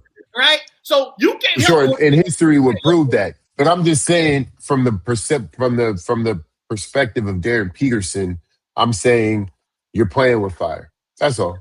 AJ's only working out for them in Utah, and the only reason he worked out for Utah because the nigga went to high school in Utah and played college ball in Utah. If he didn't play there, the nigga would not. He'd be like, "I'm working out for the Wizards." The rest of you niggas figure it out. I'll have a conversation with you. I'll go to dinner with you, but I'm not putting on basketball shorts with you niggas. It ain't gonna happen. And that happens with guys who are de facto 1-2. Both them niggas have guarantees. Whoever gets the Wizards don't pick, you're up. And if you decide to be stupid, Memphis would love to have Peterson. They would love to have Peterson. And all of a sudden that job talk be gone. We're gonna put these niggas in the backcourt together. And good luck with that. Yeah, I don't want to see them play together though. Fuck that. I'm good. I don't want to see that. Right. I'm super straight. Get Ja the fuck out of there. Ja needs to go to Miami. Two proven shooters in the same backcourt, bro. It's gonna go up. You need to stop. If Miami doesn't land Kawhi, then Ja needs to go down there. Well, either way, Peterson.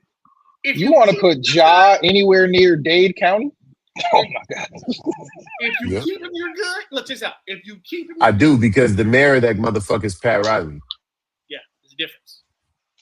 Times are changing, brother. Times are changing. I don't think they. I don't think so. I think that team requires a certain level of behavior, and I don't think you see too much fuck shit coming from that organization. They haven't. Hurricane Ja coming. It ain't a big deal because players play these games all the time. We're forgetting Kobe forced his way to the Lakers. Kobe went as far as yes, nigga. I don't know about force, but he definitely got himself. No. He threatened New Jersey Nets that if they drafted him, he was gonna go to play overseas, nigga, and they believed it because he was living over there. Yeah, but that's his fault for not taking on the joining the dynamic powerhouse that is the New Jersey Nets. That's his fault. The New Jersey Nets, he didn't work out for the New Jersey Nets. Once he worked out for the Lakers, he stopped working out. He stopped working out because Jerry West said, "Nigga, we gonna figure it out." He says, "Cool." And Jerry told him and said, "This is a documentary about this." Jerry told him, "All right, we're gonna put this out there, and we need you to confirm it to the Nets." So Joe, no, for sure, but that's a different situation because Kobe wasn't a blue chip player like AJ or he wasn't on their level as a prospect. Prospect wise, he wasn't on their level. But that game is played all throughout the draft. I'll give you. I'm not refuting that. I'm not disputing that. I'm just saying we've heard numerous didn't have the same options or the same. He didn't have the same leverage that an AJ DeBonsta has, or that I'll give you some answer now. I'm not going to use the player's name, so that just be wrong to put his name out there. But I do happen to know that there was a player. I won't even say the college. I'll tell you this offline. He was going to be a back-end first-round pick. He's from California, obviously. I know the kid. I know his high school coach. I know people in his camp. He was at the draft, and at one point they were saying, "Well, we'll draft you late in the first round." A team was saying, "We'll draft you late," because he had knee issues. "We'll draft you late in the first round, but we want to put you on the two-way." You know what his agent told him? Don't draft him. We'll go in the second round. We'll go in the second round. We'll take the guarantee. We'll force a 2-year deal out of it. Yeah, for sure. And if you do draft him, we'll make more money overseas. For sure. That happens at all levels. All the time. That happens all the time. I know that happens all the time. Niggas play the game like, hey, that draft, niggas don't be here, is ruthless. It's a lot of ruthlessness going on that draft. I know. That's why none of the players and organizations get mad when you got a guy like Eli Manning saying, well, I'm not going to San Diego. They really ain't pissed because the shit happens so much. They're like, fuck it. Like, it just got loud. But this is loud. And they don't like loud necessarily, but it ain't uncommon for niggas to be like, I'm working up one team. For sure. All right, hot takes. Are underdogs actually more celebrated because people expect less from them?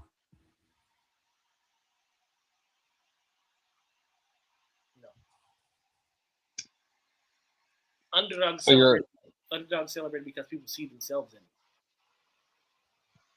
That's what I was gonna say. I was gonna say I think underdogs are celebrating more because people, let's just be real. In life, you typically experience more losses than wins. And so when a team that experiences a lot of losses pokes through, just like we're seeing with the New York Knicks right now.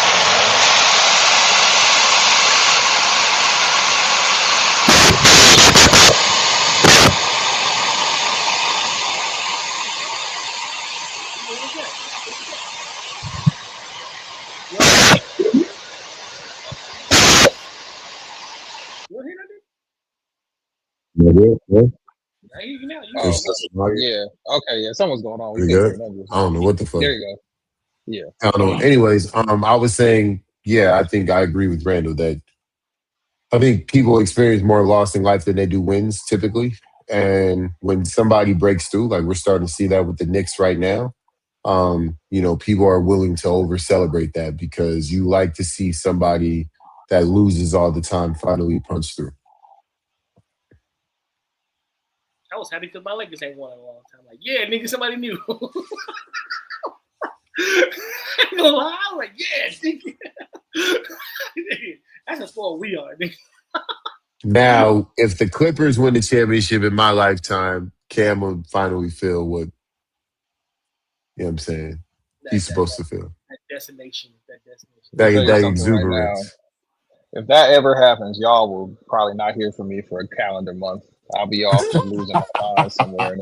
I'll be somewhere losing my motherfucking mind. I already know what jokes are coming after the fact. Oh, you finally got one. Well, we got to. I don't give a fuck what you got, nigga. I will be in a whole other stratosphere of life. I don't think Laker fans would do that. I think if Clippers really won, I think Laker fans would be like, "That's just something, little bro." Cut the cap. They're gonna find a way. They go. You know damn well. They will not let me have any rest. They won't give me no. I won't be able to get no. Hey, congrats. Yeah, it's nice having one, huh? Yeah, nigga. Yeah, we got more of them. We did that so many times I can't even remember. Yeah, all right, nigga. I will say this though, Cam. If Steve Ballmer retains ownership of the Clippers, you guys definitely have you have a way better shot with the ownership with the owner that you have now. Way better. Oh, because we have an owner who cares about winning. That's nice. Absolutely. But eventually, you also have to turn that. Yeah, the pockets are deep. Well, shit. That's why I think now y'all might start feeling my pain on the football end of things if the deal I heard happens, which is that the same ownership group that owns the Dodgers and Lakers looking to buy the Seahawks. Woo! How's it feel, nigga? How's it feel? It hurts. It hurts, don't it? The NFL is there's a real cap there. There's a real cap. I don't know about that, man. That's the Saints about a cap, nigga. It seems like every year they got $100 million in dead money that they flushing down the toilet to sign some new niggas. The cap is a myth even in football. You just gotta learn. Ask the Rams about a salary cap, nigga. Niggas be flushing shit. A Philadelphia management group went there. But them niggas figure it out every year. Dog, if you got the right infrastructure, which good money will buy you, you gonna figure out that fucking cap every year and get whatever you need. Well, I will say this. This is where I think that the Clippers have an opportunity because obviously CBAs change. And CBAs are like a weird pendulum. They kind of swing back and forth. Right now, a lot of people are uptight about these first and second aprons and how steep they are. So eventually, in maybe a couple of CBAs, that's going to loosen up. And if that does, and Bomber still, is Bomber, that's when he's going to be able to flood because he has deeper pockets than damn near anybody in the NBA. Well, he does. Well, he has deeper pockets than I was anyone gonna in say the NBA. he has the deepest pockets of any single owner in damn near sports. Absolutely. He probably has deeper pockets. He probably has deeper pockets than some of these hedge funds that are buying teams too. He's the richest. So he's the richest owner. Yeah. He's the richest owner. He's the richest owner. He's the richest owner in sports. Yeah, in sports, as far as just a singular owner, he's the richest. He's just counting the hedge funds. Yeah, he's the richest nigga. Like he's got it. He might be the richest nigga, including the hedge funds. That's what I'm saying. That's including. Yeah. That's what I'm saying. So when they loosen up the CBA, and it'll happen, that's when Bomber's going to be able to flood. And you should right now. Trust me. You know how many times I winced and my chest hurt every time somebody got bumped in that game 4 on a drive to the basket as they were about to go up. Because all I thought about was Kawhi getting hip checked by Joe Ingles in fucking game 4. You know how pissed off. Never mind. Let's keep going. Man. All right.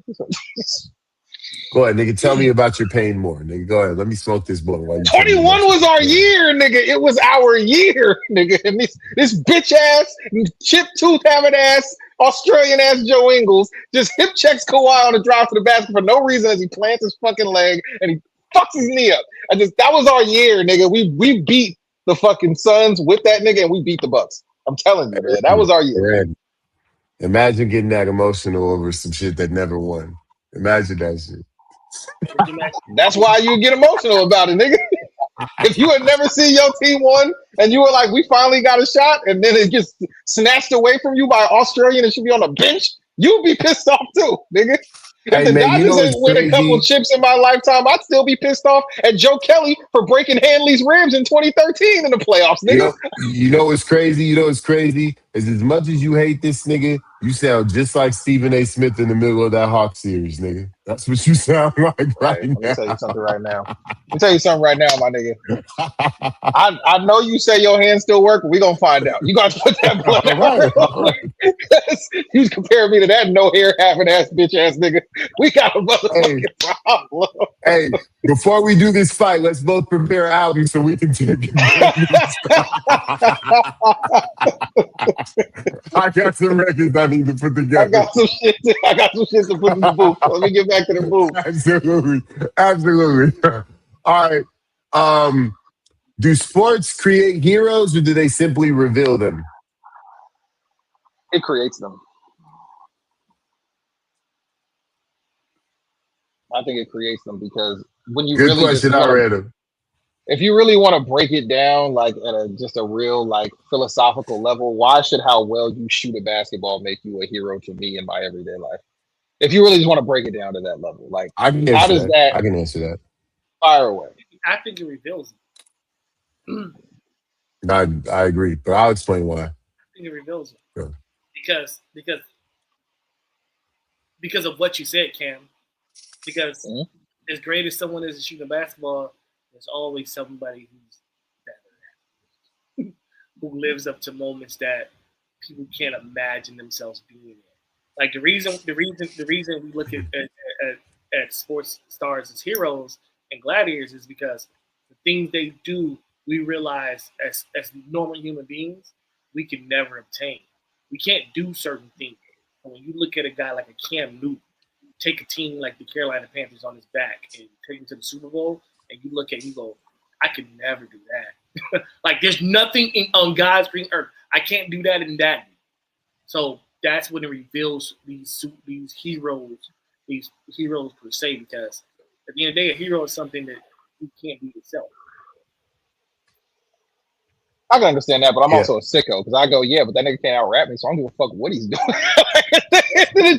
Tell that nigga get in the booth and rap Cocomania right now. He can't do it. I understand that, but there's rappers who can out rap you.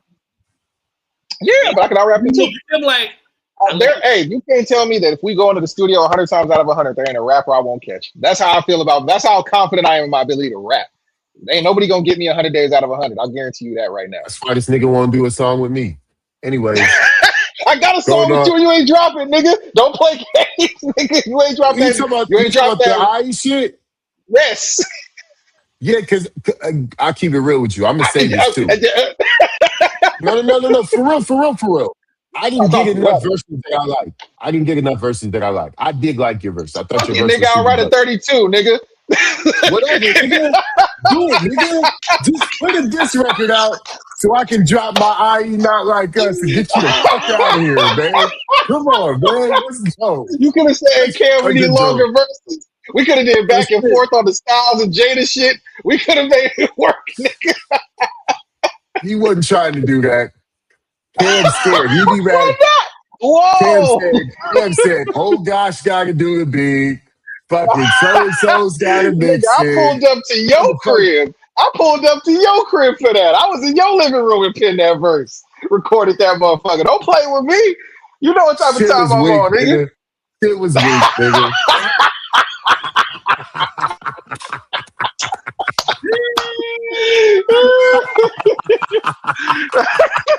I deleted it when you left, nigga. That's why the song ain't dropped. I pulled a camera on. Hey, delete that shit. Right now. Yo, delete that shit, B. Oh shit. All right, so the reason why I feel like they reveal heroes is because we got to be real, right? Like in the history of human like existence, sports has always played the role of showing us what the ability of human physicality was. You know what I'm saying? Like shooting a basketball, as arbitrary as that may sound, it means a lot more to the grand scheme of what human ability means to all of us as human nature. A person's hand-eye coordination, how fast they can move laterally, horizontally, how fast they can get off the ground, how high they can jump, whether or not they can jump over somebody. All of these things that we take, all of these things measure down to statistics that we take so lightly. But these statistics mean a lot in the grand scheme of humanity.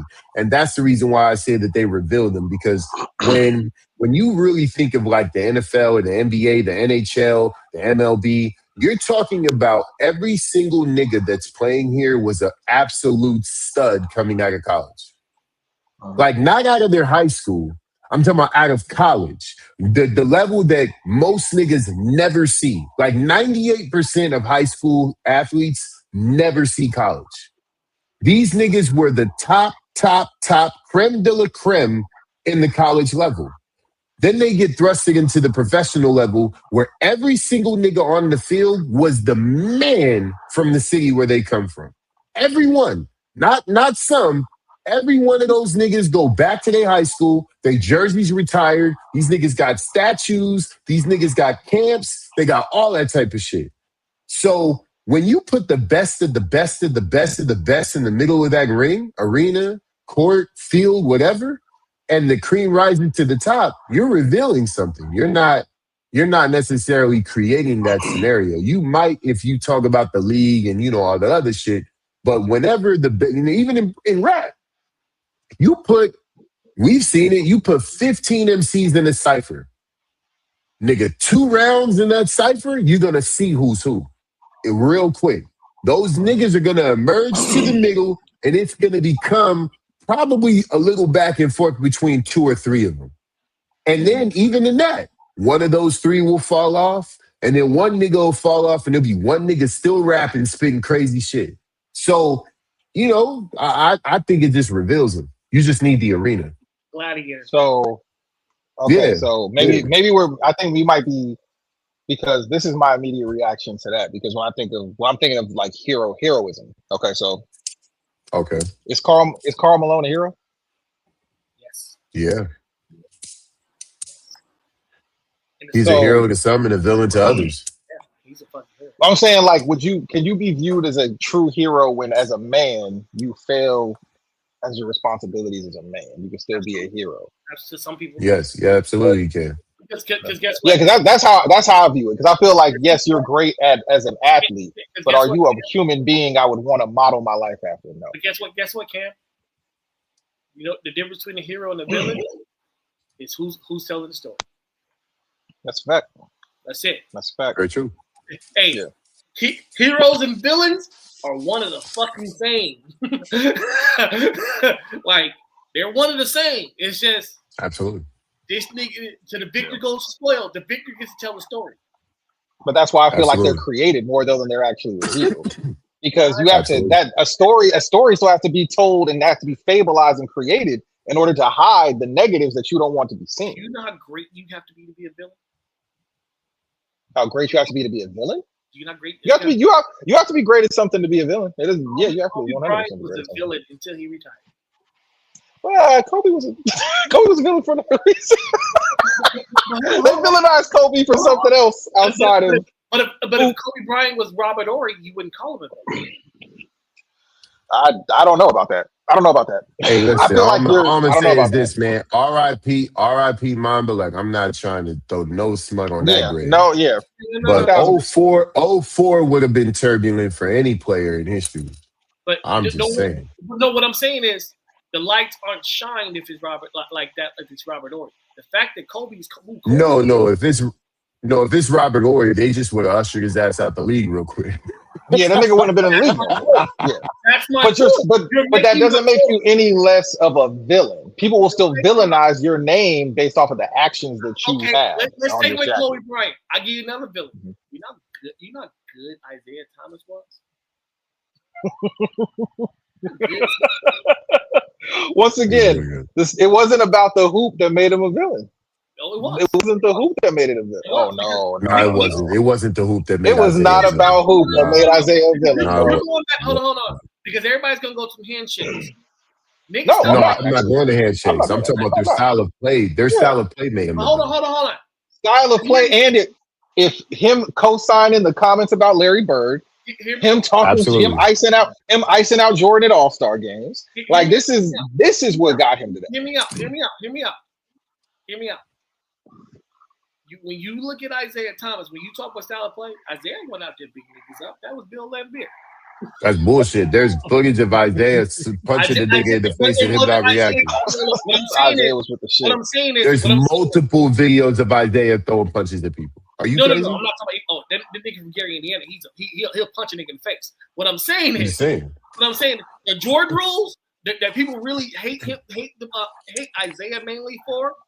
He wasn't the one beating up on Jordan. He was too small. And Isaiah tell you, I wasn't the one hitting Jordan. Why you mad at me? I wasn't beating the niggas up. Well, they're mad at him because he was the head of the snake, nigga. I mean, you're famous of saying that the responsibility falls on the stars, right? So hear me. So you get like Isaiah was on one ankle giving niggas the business in the finals. There's nothing, and nobody was saying, "Look at that bitch ass nigga." No. Nobody said that. Nigga said, "God damn, somebody kick him in the ankle. Stop him." Stop that nigga. Brian Kent, you guys both make my point. Because what I said was, you know how great you got to be a villain? Even though Bill Laimbeer's whooping his ass, they said, blame Zeke, nigga. Because that nigga's cold. So blame that little nigga. Yeah, because Zeke was always running his mouth off the court. If it was just off the court, it wouldn't have mattered. You know what? And he's supposed to. And guess what? When somebody stepped to him, he didn't say that. It was robbing him. Jumping up beside like nigga touch Isaiah. Well, yeah, of course. No, but when they did get to Isaiah was with the shits. We're not gonna sit up here and act like Isaiah was and taking shit there's from also nobody. a reason Isaiah had a falling out with Magic too. This was a pattern for that nigga, I'm bro. not calling Isaiah a bitch by no stretch of the imagination. He is a nigga for real. No, he's with the He is a shit. Southside Chicago nigga, bro. Outside 1000%. Chicago, okay? The nigga gave Jordan protection when he first got in the league in Chicago. Yeah, That's what I'm saying. I know that. I'm aware of Yeah. that. Thomas is. Mhm. But what I'm saying is, he didn't get a villain for being a nigga that was like you. They didn't say he cut called a fade.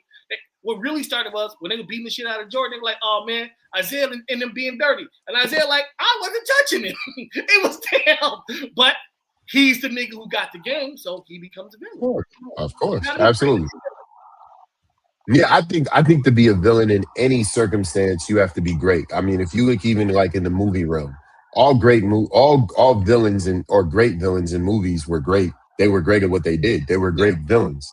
So I do think yeah, you have to be great at whatever it is that you do to be a villain. But I also feel like the heroism comes in when the cream rises to the top. Like when you have, Michael Jordan versus fucking Magic Johnson in the NBA finals, and Jordan goes and fucking hangs from the damn near the free throw line, changes hands and lays it up. Nigga, that is a hero being revealed in front of your face because of the circumstances. All right, so what's more painful? Never reaching the championship or losing the championship repeatedly? well, I've got experience in both. They both hurt, and I gotta be honest, man. It's definitely losing on the big stage repeatedly. I don't think it's really. I don't think it's really much. When you get to when you because nothing Wait, hurts more than Randall, that I when don't you know. Wait, we back can't hear you. You good? See yeah. you, Can man. we get? Okay, I can hear you now. Okay. Go ahead. Oh yeah, and I was because losing are like those Dodger World Series losses, man. Those were like shotgun shots to the fucking chest, bro.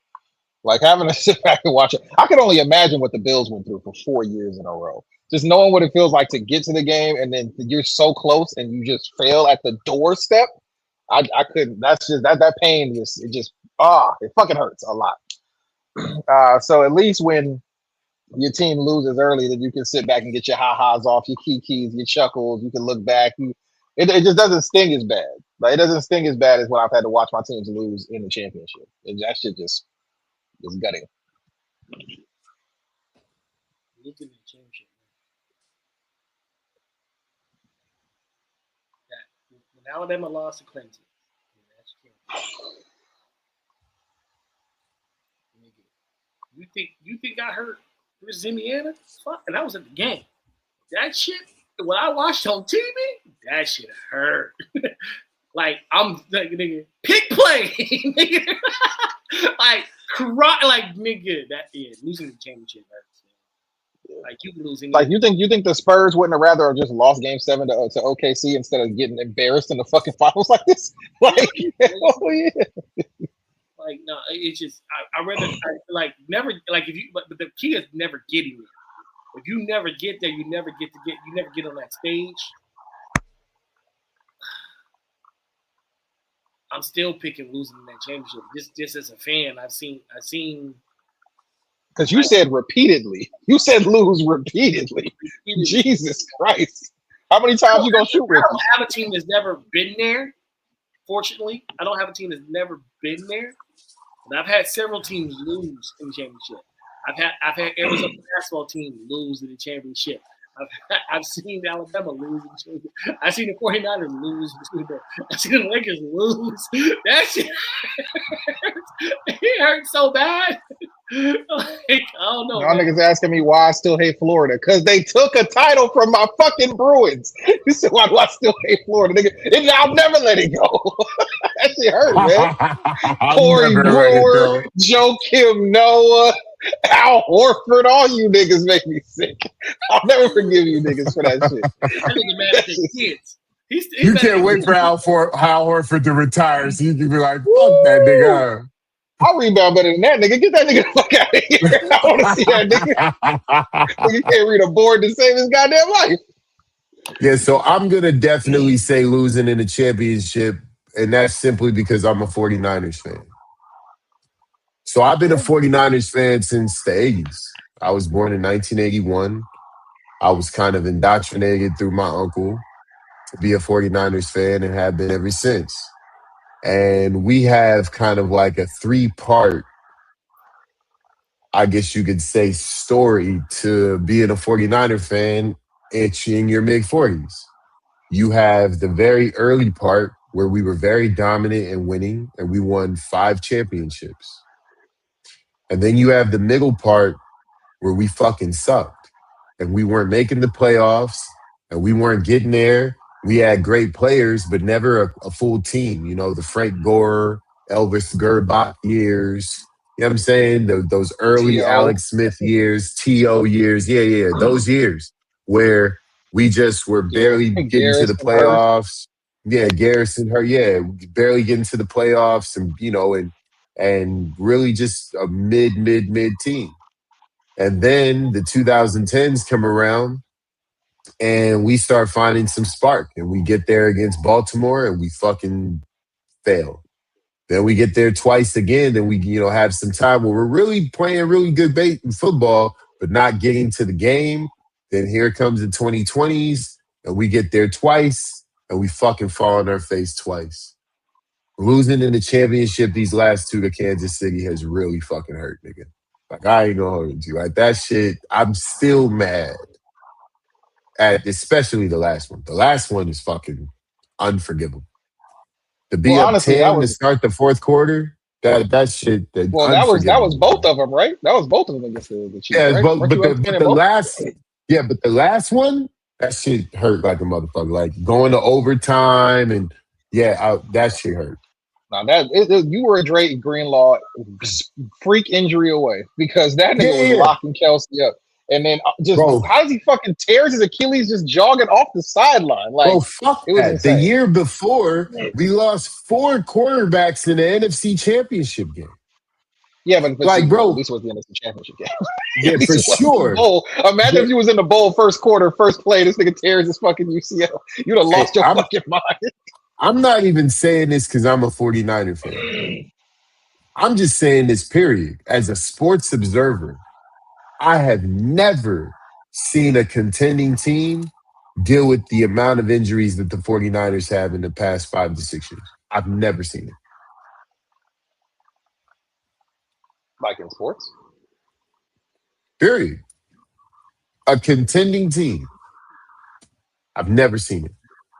4 quarterbacks in 1 NFC Championship game. We lost. I've never seen it, bro. That was crazy. That was a crazy game. And it kept getting worse. I've never. It didn't get any better. Yeah, it just kept snowballing. Yeah, that was a crazy game. I've never seen it, and it's like season after season after season, it keeps snowballing into each other, worse and worse and worse. Nah, bro. The 49ers are cursed when it comes to injuries. All right. If athletes had if every athlete had modern training, whose legacy changes the most? Modern training? I don't even know if it's modern training. Is it just, do they just have better physical makeup? I think some niggas are just more prone to injury. Nutrition, the things that we know about things, everything, right? That's how you do. The shoes, the gyms, the equipment, the modern information on nutrition, stretching, mobility, sauna, cold plunging, yoga. You might not like this. The first person that came to mind, we're just talking about like actually taking care of your body better, is Bird. That was the first thing that came to my mind. Was Bird. Oh, that's a good one. I didn't think about Bird. That's a good one. That's a really good one. That answer. I really like that answer. I like the answer. I know my answer though. What's your answer? We twins, but we ain't twins. We Dr. Jekyll, Mr. Hyde here. Magic Johnson. If Magic, what, condoms? Just what? Even if you take that, listen. Even if you take that part into account, what we know about HIV and how healthy he remained throughout his career. Yeah. Right. Like I know. Like all jokes aside. No, Magic, for real. He was still wasn't he still getting like 15 a game when he came back? Magic might be. No, ain't no Mike. Magic would have like 30,000 points. 15,000 assists, like 16, 17,000 assists, and like 15,000 rebounds. Yeah, you talk about changing the narrative. You be like, hold on. You talk about changing a narrative? 30, 17, 15,000? Oh, you be like, oh, nigga. You be looking at nigga different.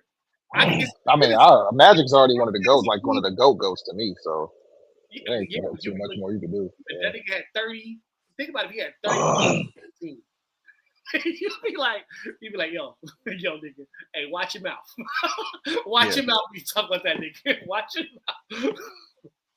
Like, I'm gonna say one is probably gonna be left field because he already was like super great. But if you imagine if that nigga had modern training and modern technology, niggas would never fuck with his numbers, and that's Will Chamberlain.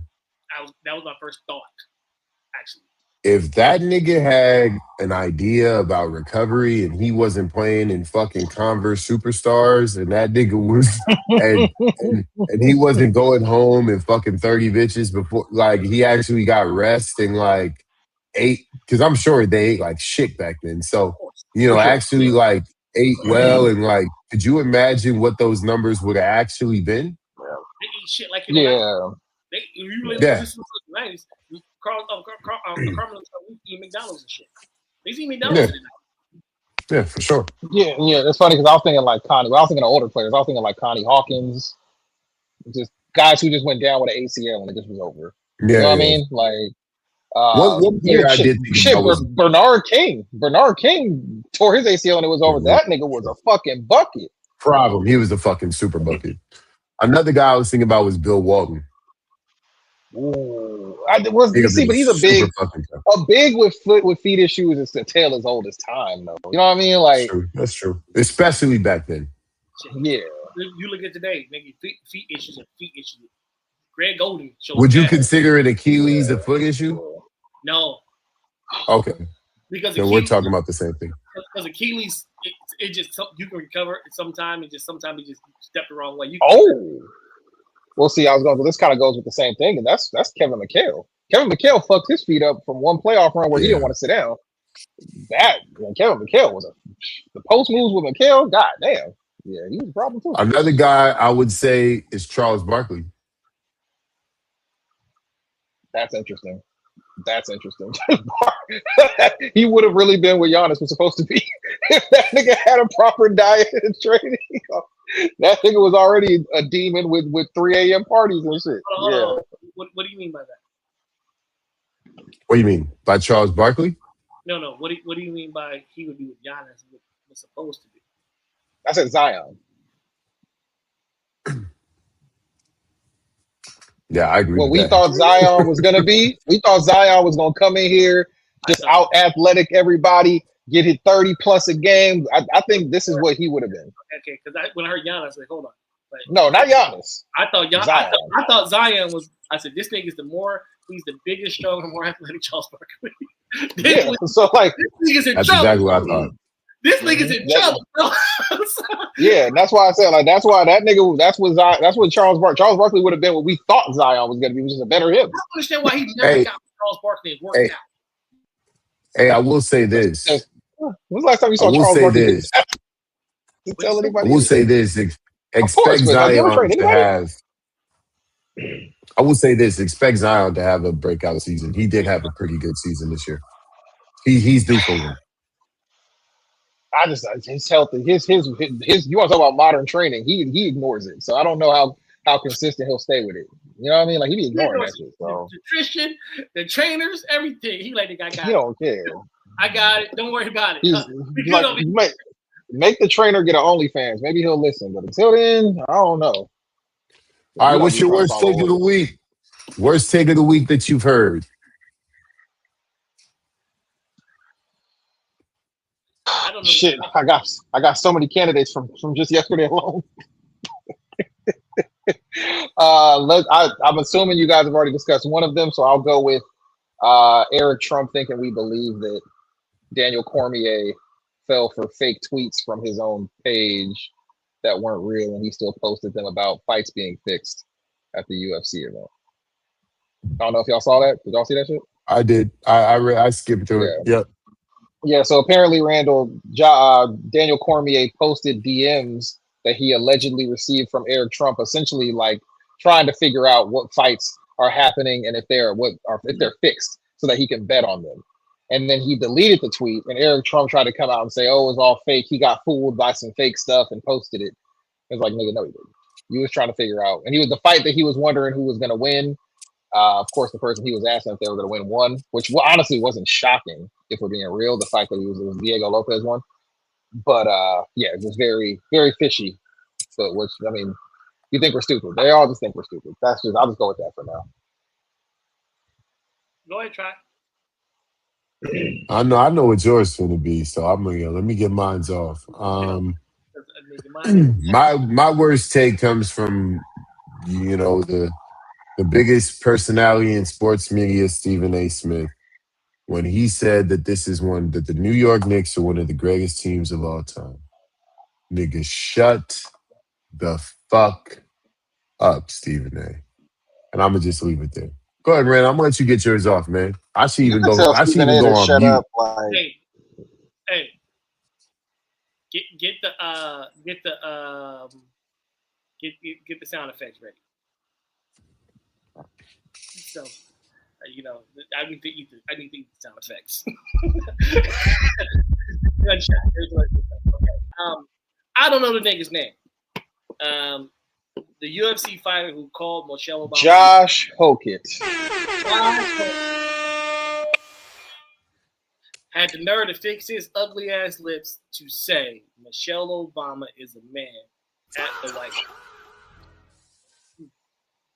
Well, I'm gonna start this the same way I started my little rant on earlier. Your mama. Fuck you and the entire horse you rode in on, you son of a bitch. If I was as good as you, I would challenge you to a fight. But I know you were gonna whoop my ass. So if I ever see you, I'm gonna call you a bitch. And if you attack me, I got a thing for you too. So you kiss my whole black ass talking about Michelle Obama that way. Nigga, she might be a man in your eyes, but you a bitch in mine. How about that, motherfucker? Fuck you. Fuck all these niggas who think that shit. And quite frankly, Michelle Obama ain't been in the White House since 2016. Get your nuts out of her mouth, you punk ass pussy. Like, I'm sick of you white boys out here running your mouth talking about Michelle Obama and Barack Obama, this, and this. You must have a black fetish, because that's why you keep talking about her, you pussy. Fuck you and fuck everybody who didn't say anything. Namely, Dana White, Joe Rogan, Donald Trump, and his entire administration as a staff labeled that motherfucking group. And anybody else who out there talking about Michelle Obama, fuck you too. You're like, fuck you, you silly clown ass motherfuckers. Look. Hey, I missed it when you said Trump because the shit fucked up. So say his name again. Trump. Donald fucking J. Trump. Fuck you too, you sleepy motherfucker. You laugh. You only woke up for that, you sleepy motherfucker. You was asleep the rest of the fight. You was asleep during this fight. And what you niggas think is okay to sit here and talk about it? I even had a nigga on there talking about this is a great show. Fuck that show. Fuck that event. And fuck everybody who watched that shit and enjoyed those comments. Fuck. I'm sick of you niggas out here talking about black women like with impunity. How about this? You won't say that to what's the black fighter who was whooping everybody's ass? You won't say that shit in front of him, I guarantee. Francis Ngannou. Yeah, that's the worst thing I ever heard. And I tell you now, man, somebody need to whoop your ass. Won't be me because I can't fight as good as you. But I tell you what. That's what's pissing me off, Randall. He's actually pretty fucking good. It's very annoying, actually. It's always a good one.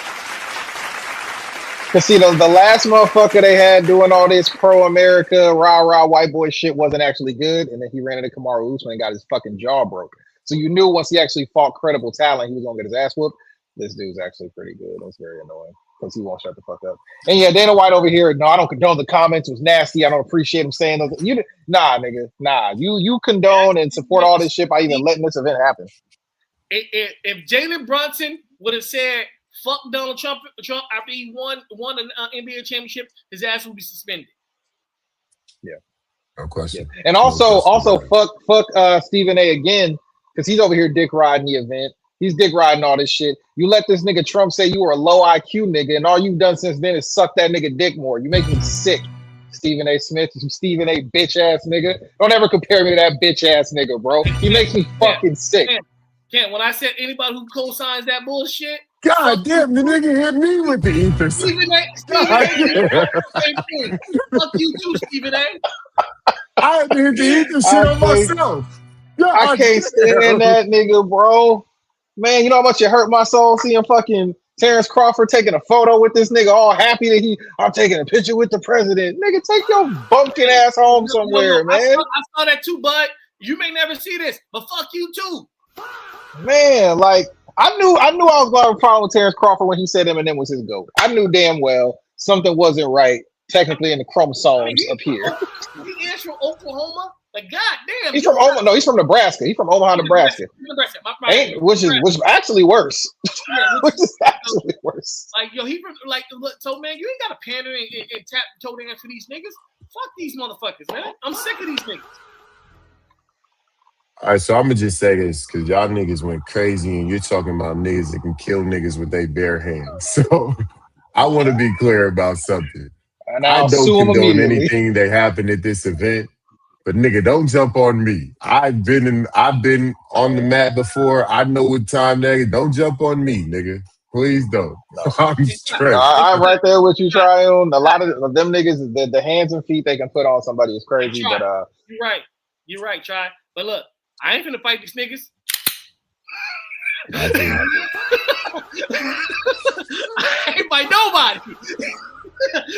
I will say, listen. You might be able to catch one of them. You know, a lot of MMA fighters ain't really got hands like that. They're more total martial artists. I'm gonna catch multiple.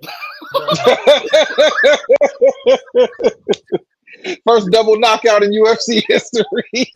Hey, our words take YouTube pages like this right now. All life support, y'all. Hey, self-defense is self-defense. His hands are a deadly weapon. Yeah. You know, most UFC events take place in red country anyway. I got to stand my ground shit. I'm waiting till they get to Florida and say that shit now. I already said I ain't fighting nobody. But understand, too, one thing for certain.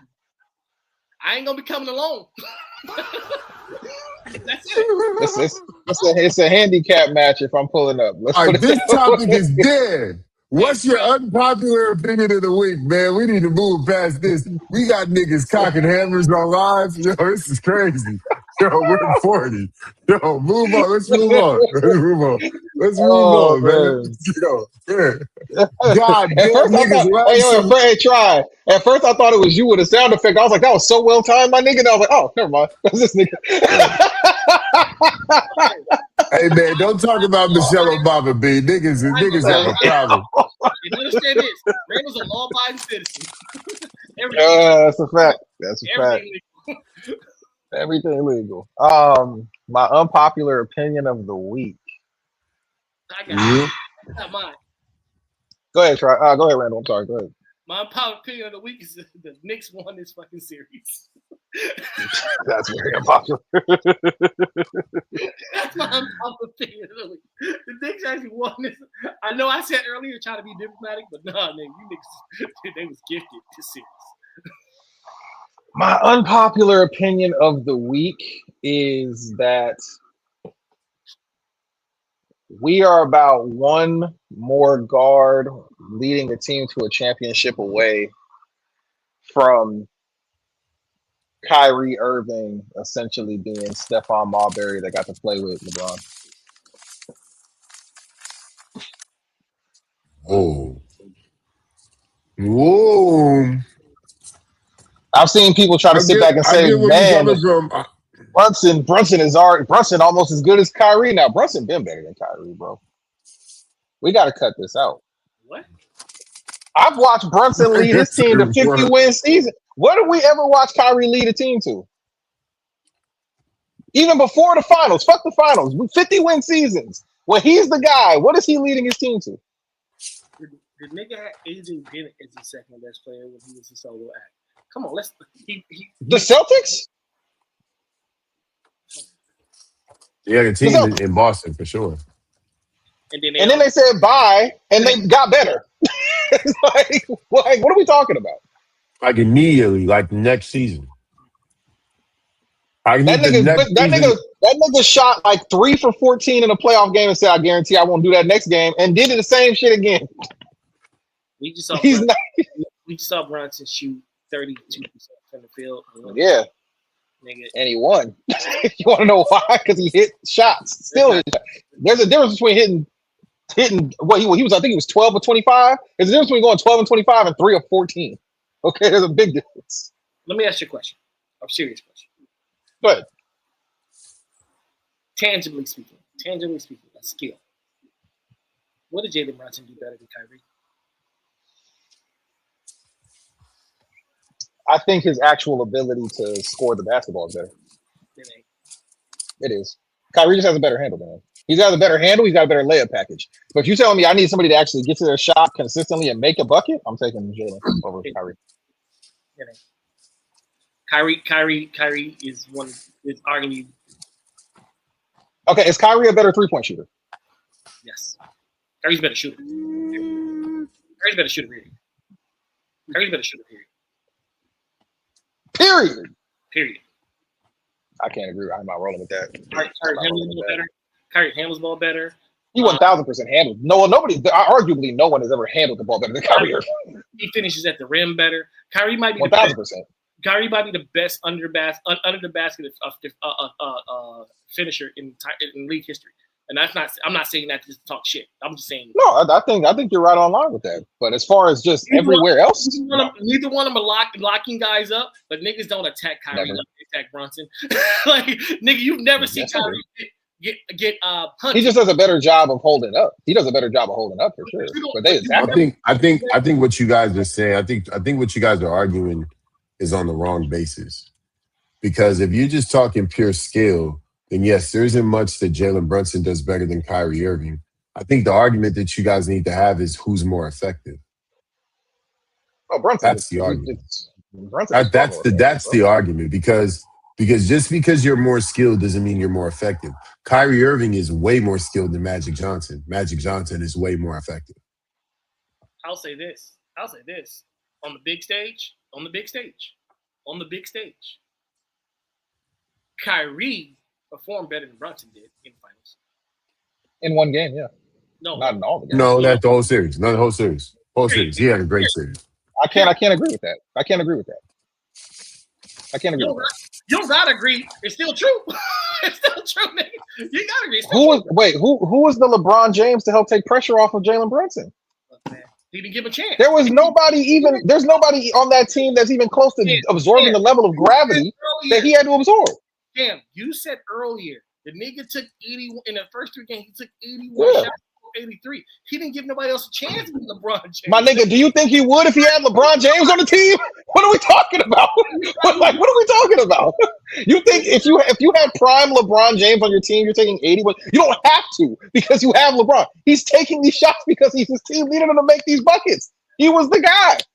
Look, man, I'm sorry, bro. Look. There's not a basketball player at an elite level is going to say Jalen Brunson's better than Kyrie Irving. It's not one of them, unless you're on the New York Knicks and you play with him in college. Hey, you know what, you're right, because that's exactly what Kevin Durant thought, and that's why his ass still only got 2 rings because he decided to go play with that nigga. That's cool. Exactly right. That's just what it is. Kyrie is immensely talented, but if you need to, when the rubber hits the motherfucking road, you can't just rely on that nigga to go get it. Brunson went and got it. Look, Camp, respectfully, we can have these fan conversations or we can have a real basketball conversation. If I say, what can a nigga do, period, better than him, yes, and you can't find anything. I said he scores. I said I would rather have him actually scoring the ball than Kyrie. Not a better scorer. Nah. He's not. I think he is. I think he's a more effective scorer. I think he's a more effective scorer for sure. He gets to his mid-range shot damn near against everybody and gets it. And you think it's cash whenever he releases.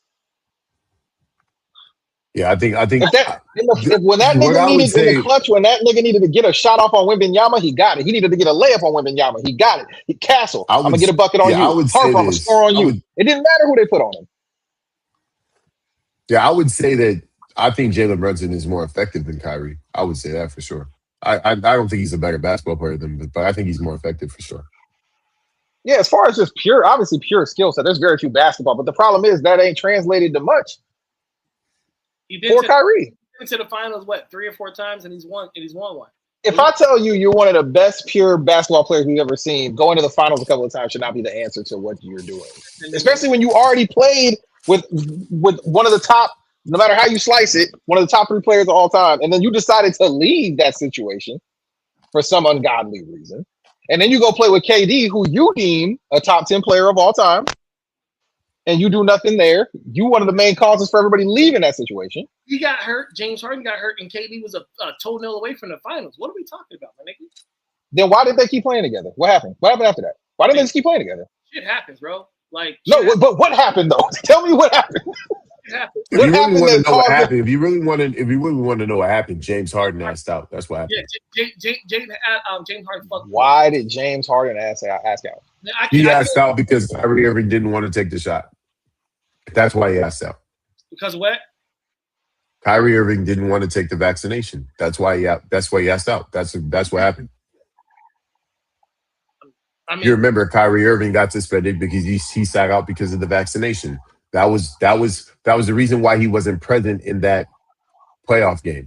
James Harden got hurt late in the middle of that game or something like that. And Kevin Durant was on his own. Kyrie Irving was not playing. That summer, James Harden asked out, and that's how he ended up in LA. That's how he ended up in LA. And the reason why he asked out is because Kyrie Irving wouldn't take the shot. Yeah, it was that next season. He won't take the shot. He's going crazy with the comments about the whole Jewish situation on social media. He posted that documentary. All the shit's going on. And James says, you know what? I'm trying to, and he goes to Philly. He ends up going to Philly after that. Yeah, he goes to Philly. My bad. He goes to Philly and then he goes to LA. But yes. And because of all that, then Kevin Durant says, okay, I want to get traded now. He goes to fucking Phoenix. And this is after Kyrie come out talking about we don't even need a head coach. Ring endorsement for your head coach, by the way. Ring endorsement. All that shit don't mean anything. If I put the niggas on the court, I'm taking Kyrie, period, nigga. All that shit don't mean shit to me. Kyrie got to make the playoffs to be on the court to talk about this. All that James Harden left, all that bullshit. There's not a basketball player in the NBA. There's not a basketball player in the NBA. Well, I'm not. Let me stop lying. There 432 jobs. There's about 425 people in the NBA that's gonna say Kyrie, nigga. Fuck all that shit we talking about, nigga. All that shit we having a non-starter conversation. I'm just saying a lot of them niggas ain't one making that decision. Look. I hear you. But that's a fan. Do you want to win or do you want to say I got the best player on my team? That's a fans conversation. But when niggas talk, how was that a fans conversation when at the grand scheme of things you want to win? Look, because winning isn't the end all be all to everything when we're talking about individuals. Circumstance plays a lot. And like I said, we said earlier, circumstance let them niggas win a championship this year. Will you agree to that? There's a lot of circumstance. So you can't tell me because of circumstance that this nigga just is better than this nigga because you're talking about winning. Jalen Brunson would be winning-less if the circumstances didn't fit. You know what I'm saying? So Jalen Brunson has already proved he's a better team leader than that nigga, though, bro. He's proved he can be the nucleus of a team. I'm positive. I am positive. If they don't win, we're not seeing this shit. Yes, I already would have said it. He's already been leading this team to 50-win seasons as the best player on the team. You go look. Kyrie has not done that in his career one time. You go back. Not one time.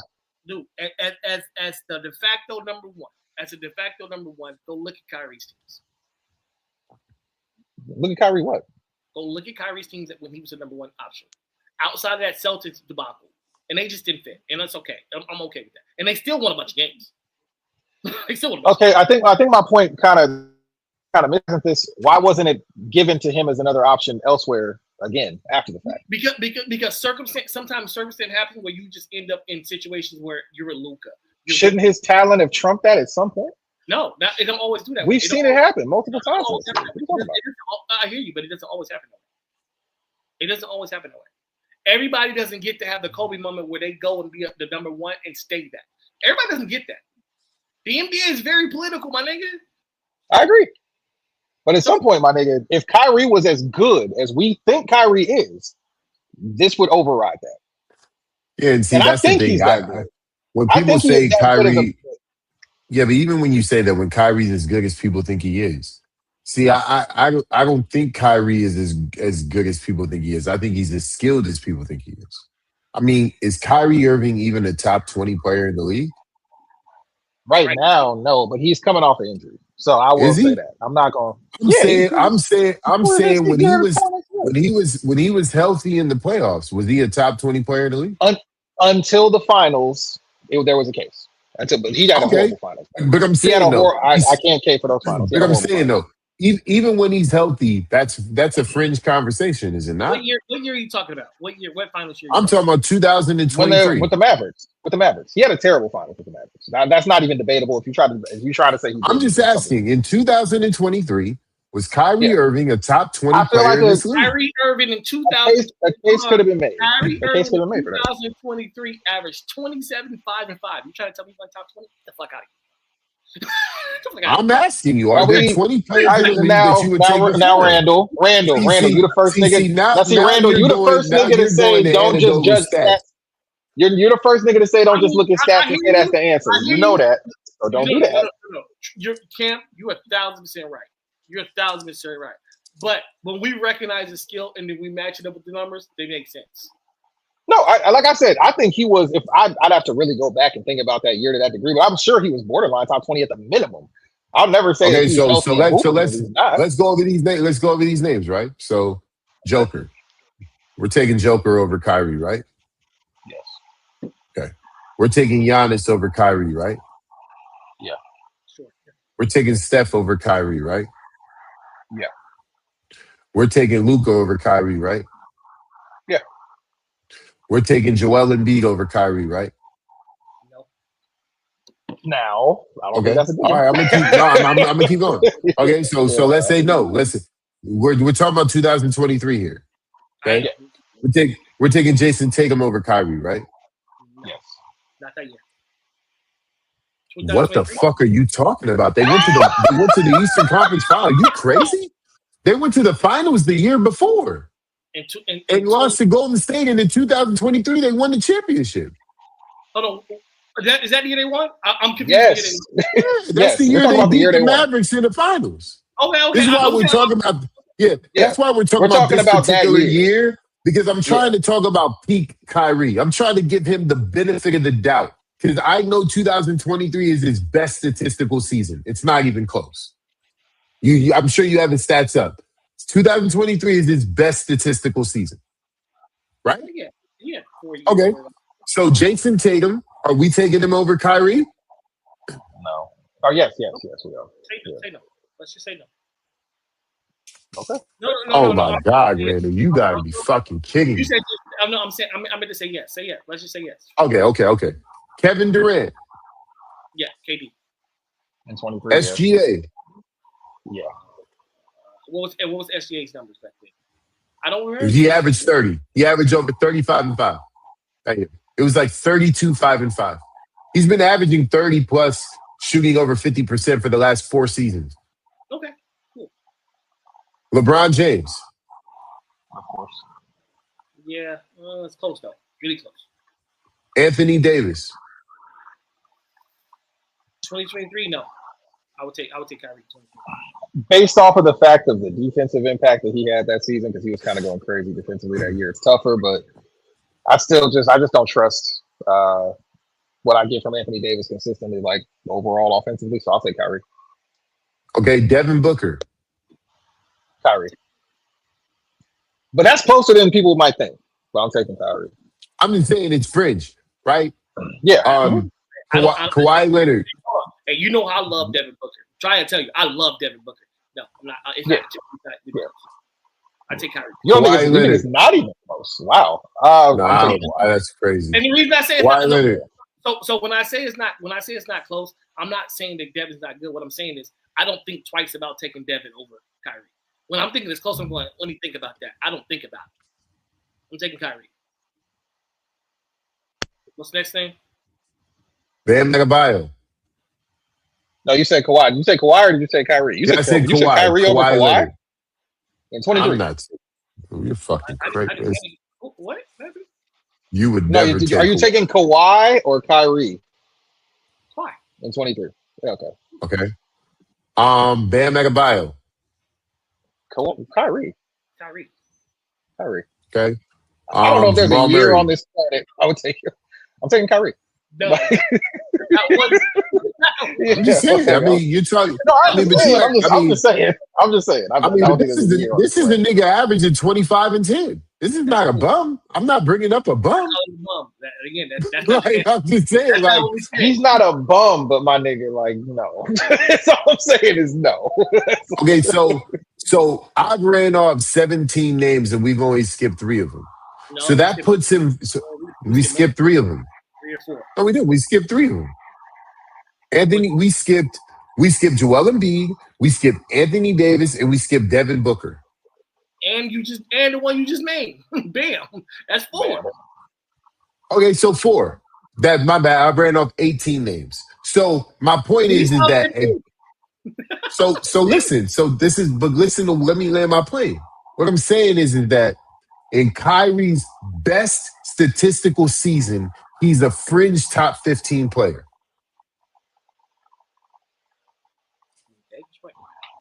He's a fringe top 15 player. So this whole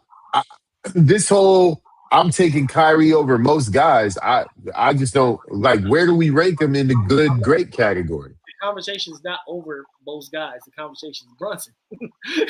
But the thing is, if we do that same discussion with Brunson, it don't go too much different. Go different because I'm taking because I'm taking Devin Booker over Brunson. I'm taking what was the other name we took up? Yeah, I'm taking Devin Booker. Yeah. I'm never doing that. Okay. I'm not doing that. Like I like this kind of party.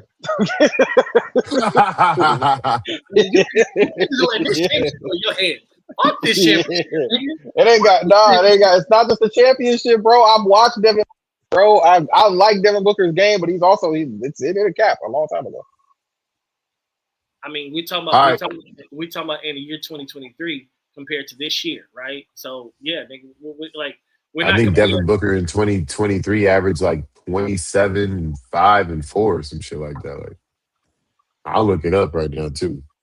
I don't know what it was, but nigga, I'm taking it. I'm taking it. 27.8, 5, and 4. Yeah. 28 points a game, nigga. Come on. I'm taking Devin Booker over Kyrie Irving, and it's going to be way more efficient. And he's not going to have to dribble the ball like that.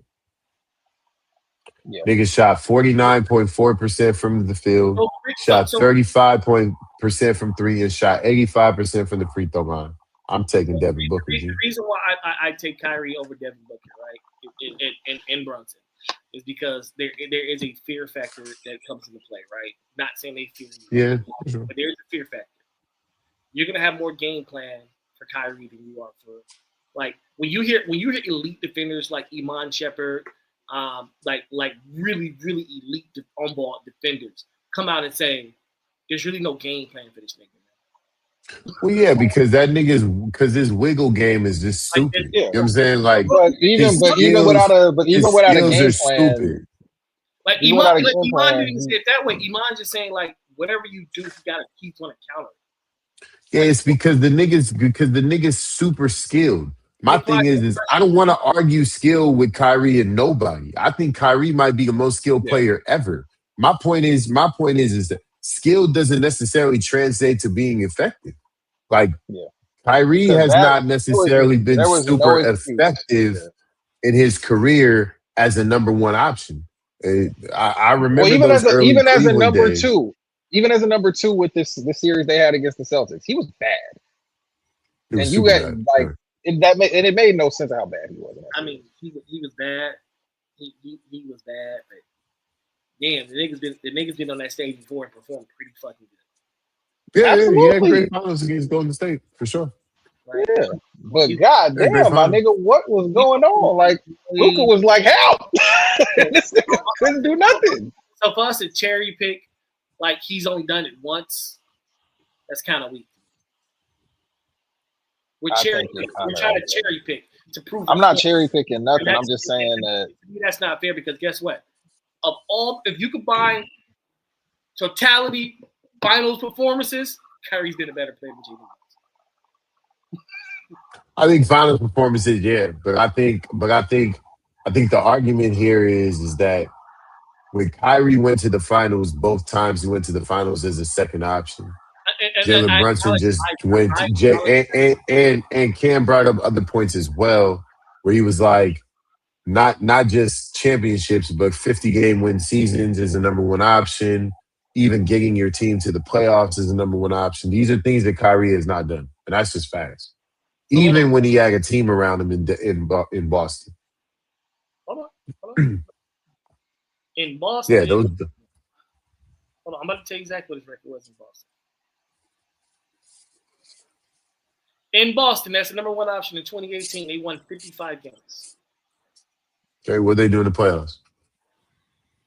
Circumstance, though. But we can have that argument. And the next year, come on, man, why am I computer working so slow? And the next year, they won 50 games in Boston. Okay. I stand corrected in that. 50 games is the standard of having a good season in the NBA. Yeah, for sure. You hit Absolutely. 50, you did something. You hit 60, you're probably going to win the chip outside the first. That's right. I mean, we can talk that shit we want to. Now, you look at the Cleveland days, with A.J. Bennett being your second best player, you're not going to win very many games, my nigga. Okay, how good you are. We saw Kobe win 30. We saw Kobe being Bryant win 30 with Caron Butler as the second best player. It's facts. Like, circumstance matters more than a lot of things, man. That's all I'm saying. That's facts. All right, let's get to Mount Rushmore. Mount Rushmore of one-move players. Players that have one move. What do you mean by one move? Like one basketball players that offensive have one move. Like this nigga Yeah. Kareem. Kareem had a skyhook. You know what I'm saying? He didn't really But have too I don't much. want to say he only had one move. Last nigga. No, you want to know? To me, the first person that came to my mind. Kareem ain't really have a bag like that, bro. Stop it. I didn't say he had one move. He had a little up and under he would use every now and then, but that nigga Kareem had a skyhook. He had a He had a skyhook, hook. and the nigga got outlawed for dunking. Nigga, what are you talking about, nigga? You talking about a skyhook, nigga? Nigga, that was back when his name was Luau. I'm talking about Kareem, nigga. We separate number 8 and number 24 now, huh? I see what you're doing. No. It's only because he was only Luau for a couple of years. It wasn't even like that nigga was Luau Center for that long. All right, you said, Wow, Cinder. come on. Look, the first person that came to my mind was Dwight. Dwight didn't really have moves like that in the post. That was the first person that popped into my head when I heard one move. It was Dwight. I mean, Dwight's a Hall of Famer with one move, so that was kind of like the first thing that popped into my head. Move, the running hook. I feel like Muggsy had to have more than just one move to be able to last as long as he did in the NBA, though. Like to be that short.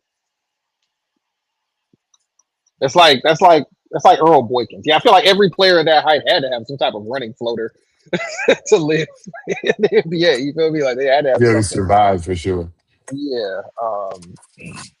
He's actually a very tough Mount Rushmore because when you think about it, like it's very hard to be at that level and all you've got is one move that carries you for a career. Because eventually people are going to game plan for you and tune you out this shit, and you probably won't reach the peak that you should have reached. Damn. One move? I'm putting together my list. I don't see. I feel like I'm being disrespectful because if I'm like the Grant Hill cross tween, like I feel like I'm being disrespectful. But he cooked everybody with that move. That left to right crossover was nasty. Nasty. Nasty. It was disgusting. Like so, like, but it feels disrespectful to even try to put it in that context. Grant Hill. Yeah, that Grant Hill cross was nasty, disgusting. He fucking destroyed Pippen's whole life with that shit. Oh my goodness. Yeah, I mean, because I think of him, I would think of Tim Hardaway's cross. Like just but Tim Hardaway crosses it had multiple to it. That's what I mean. Like so I'm like, that's the thing that popped in my head, but that's not really but it feels exactly, it feels like, yeah, but that's shortchanging everything else that those players did. Like Grant did more than just a just across. Like, you know what I mean? Like, so I'll kick it off. I'll kick it off. All right, I can go too. Go ahead. I'll kick it off. Niggas ain't gonna like this. oh, here we go. So whenever you start with that, niggas ain't gonna Oh man, go ahead, man. I mean, James Worthy first step. Yeah, for sure. James Worthy's first step. Okay. They make a really jab step and get this first step and just blow by them. Like he really have a whole lot.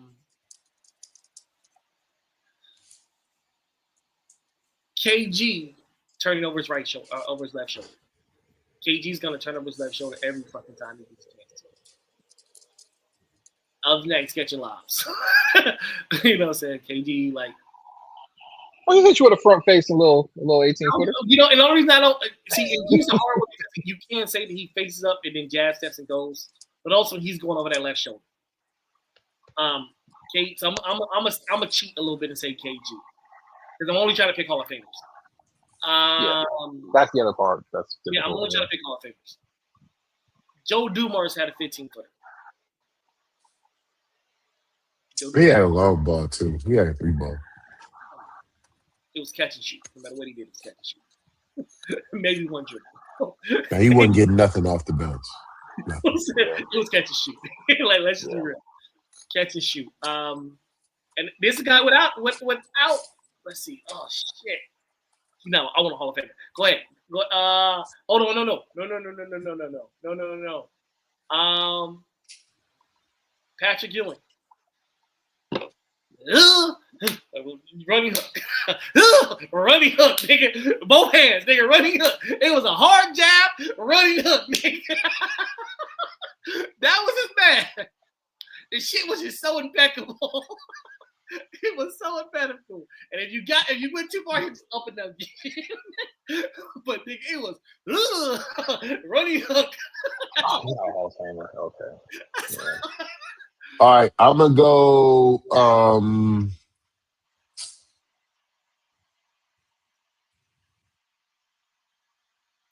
gonna go Shaquille O'Neal with the jump with the drop step. That nigga used to just do a drop step to the right or a drop step to the middle and just shoot that little floater.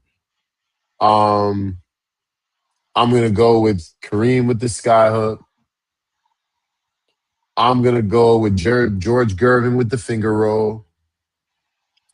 And I'm gonna go with Tim Hardaway with the UTEP 2-step. But is that Tim Hardaway ain't a one move though? That's what I'm saying. Like I didn't want to. Yeah. Okay. I guess Niggas Dwight. is being too sensitive. All right, Dwight. I feel like Try just went after niggas with signature moves. One signature move. Yeah. Well, because literally in my head I was like, "Oh, Steve Smith." Steve Smith had that one good cross. Yeah, that makes sense. Yeah, but like he's not a Hall of Famer, so I was trying to follow the what we were doing there. So Reggie Miller ultimately coming off that screen. That's really all you wanted. I did. Yeah, that's really all you wanted was Reggie doing that. Jesus. Oh man, it's actually more difficult than I thought. As I tried to, because then my mind starts going back further. Because I think as time goes forward, I don't really have as many one move guys. But that Shaq. Okay, you guys really want a one move list? Okay, cool. No, Shaq. I'm taking Shaq. Yeah, okay, I was going to say Shaq. Okay, I'll take Klay Thompson. I'm not mad at Shaq. I'm not mad because Shaq did two things: jump hook or spin. So I'm not mad at that at all. I was going to say Klay Thompson. Yeah, because I could have been real disrespectful and said Manu with the Euro, but that's just really rude. But I could say that too. I got one better than Manny for you. Huh. Clyde Drexler, he gave you in and out. That's it. That's it. I thought his one move was losing. I don't know how they kept biting it on it. Nigga, he ain't going left. Because he was fast as fuck. That's why. Because I was gonna say the glide was moving. I was gonna say because the glide was moving. That's why they fell for that shit. But that nigga was moving. But niggas jumped to the left though. Like nigga, he ain't going that way. Hey, Alonzo Mourning with the jump hook. That's all he had. Hey, He ain't had nothing else in his bag. You Bro. doing like I just go to Georgetown Centers, nigga. They all did the same thing. That's it. I just did Patrick. So that's my list. I revised it. Yeah. Yeah, we good then. All right, Mount Rushmore championship teams nobody talks about anymore. That nobody talked, and this is in all of sports, right? Yep. Okay. Okay. Off rip, my immediate thought is the 2020. What's that? I think that's 23, if I'm not mistaken. Excuse me. Toronto Raptors. Nah. That's too much for their country. That's why. The 2023 Texas Rangers. That's the first right there. My first one was in baseball too, but it wasn't them. It was between them and the 90s Twins because nobody talks about the 90s Twins anymore. Nobody talks about the 90s Twins ever. And they won too. So it's like nobody talks about them niggas. But just for currency's sake, I'll go with the 2023 Rangers. I'll go with because they fall into a dynasty, people might think that they're talked about, but nobody talks about the 05 Spurs. Like literally, they don't come up at all. The 05 Spurs have played in the most boring finals it was the most boring finals, and they had to revise like the how they lowest rated officiated. finals. Yeah, it was so boring, and then she went like 7 games, and niggas didn't care. Like, it's insane, really. Honestly, as much as you might not like it, Trevor, the 2012 Ravens, people kind of forget that happened. Fuck that championship, nigga. I know. Oh, But mama's niggas in be there, forgetting that nigga. My mama's, nigga. Take that fucking championship, nigga. Niggas be forgetting that shit happened. And let's see. I'll try to throw another basketball one in there. I'll say the 81 Sixers. Yeah, they really don't get spoken about much. Yeah. All right. You got yours, Randall? Yeah, somebody got it. I put it together. Finish it up. My first one is the Bucks with Brad Johnson. Fuck them. Fuck Gruden. Fuck everybody, nigga. Ah! Fuck! First drive, this nigga Charles Woodson gets a pick. But they don't talk about them niggas at all. And John Lick. This nigga Charles Woodson got a pick on the first drive. I was like, nigga, we here. And that was the only highlight of the game for the Raiders. That was the only highlight. Yeah. Mine's, I can't think of the year, but the Marlins, the year they won. Well, they won 2, so honestly, no, the year they won in 2003, I think. They bought the That's championship. a memorable one. No, that's a memorable one. That's a memorable one because they beat the Yankees, and because that's the Steve Bartlett year. No one. Steve Bartlett took the ball away. Everybody like, oh, they bought it and then they disassembled the team. Remember? Well, that's what they did when they won in '99 too. Or what year? Not '99. When they won? They won in 03, and what was the other year they won? 1990. In that group. Say what? Gary Sheffield. He was in the first one, I think. Yeah, that's what I'm talking about. That's what I'm talking about. Yeah. Okay, yeah, I want to say that was in like when they first assembled in like the 90s. That was what I'm talking about. Okay, sorry. Okay, so I didn't know which year it was. I'll be honest. I don't know what year. Okay, yeah. So what's that? 2?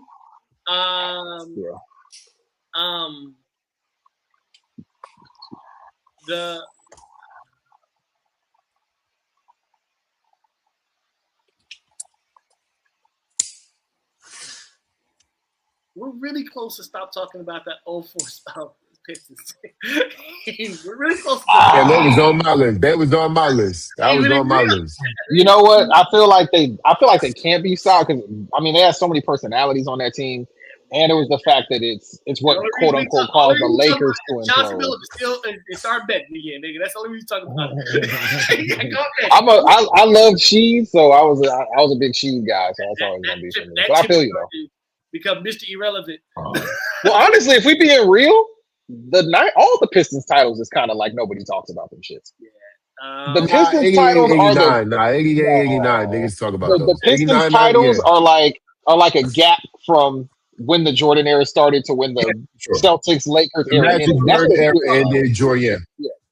But I don't feel like people really talk about those rings enough. Yeah, people don't talk about those rings enough. And I got my last one, and what should be talked about.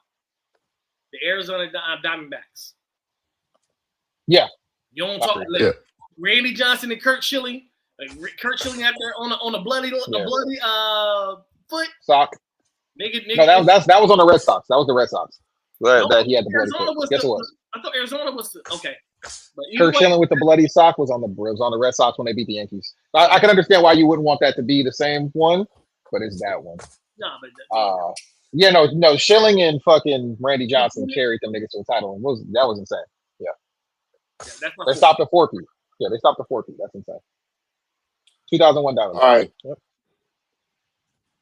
I was gonna say 04 Pistons, but you took that, so I'm gonna double down on your 05 Spurs, and I'm gonna say the 2007 Spurs. Everybody talks about LeBron getting swept, but no one gives a fuck about the team that actually swept. Who swept them? Kind of crazy. Nobody gives a fuck. Yeah. My next one is gonna be the 2021 Milwaukee Bucks. No one gives a fuck about that championship. I was gonna say them. Yeah. That my was tough. next We was one just is coming out of COVID and shit. Yeah, that was a tough year. it was a super tough year. The next one's gonna be the 2015 Kansas City Royals. No one gives a fuck about that championship ever. No one That's cares. unfortunate, man. And that's another reason why all this salary cap shit is stupid as fuck, because that team was built from the ground up, won a championship, and nobody gives a fuck about them. Which is No one very gives a unfortunate. fuck. And I'm gonna double down on that one and say the 2005 Nationals. That's another thing. I mean the 2019 Nationals? Yeah, my bad. The 2019 Nationals. My bad. Which is honestly a great run. They had a hell of a run. It was a hell They of a won run. all- It was like All road games to win their World Series too. That was a crazy I run. think the reason why nobody talks about it because it happened literally right before COVID. And there was a big lockout after that season that kind of ran. For That's sure. why it was only a 60-game season. For And sure. the whole thing. But yeah, that was, For sure. that was All a right. great shit for them. Yeah. Mount Rushmore front office decisions that changed sports history. Okay, I'm gonna just go off the top of the dome. No paper, no none of that. Jerry Jones trading Herschel Walker. That's one. The Kansas City Chiefs trading up in the draft to take Patrick Mahomes. The Orlando Magic running an ad in the newspaper asking if they should re-sign Shaquille O'Neal. Shaquille O'Neal, yeah, they fucked up. Yeah. And Frank McCourt failing to buy the Boston Red Sox, then buying the Dodgers. Those are some good ones. Random. What you got? Unless you want me to go. I can go. Jerry West trading Paul Gasol to Mitch Kupchak. Fucking dick. Nigga, I was on a treadmill at the gym and I saw that trade. I said, for who? I was like, collusion. Collusion. I was sick. Hey, you called Mark Cuban right then and there, huh? This I was bitch ass sick, niggas didn't get Mark. Hey, I got one. I got another one. They Hold can't on. keep getting away with it. Hold on. I got another buddy hookup. Kevin McHale trading KG to Danny Ainge in the Boston Celtics. Niggas forget niggas work with who they work with. Yeah. You can keep going if you really want to. Management decisions that change change sports history. Yeah. Yep. You could literally do one that's all Jerry Lakers. Buss buying the Lakers. Yeah, you could literally do all Lakers if you really want Jerry to. Buss buying the Lakers. I should do it, huh? Jerry Buss buying the Lakers.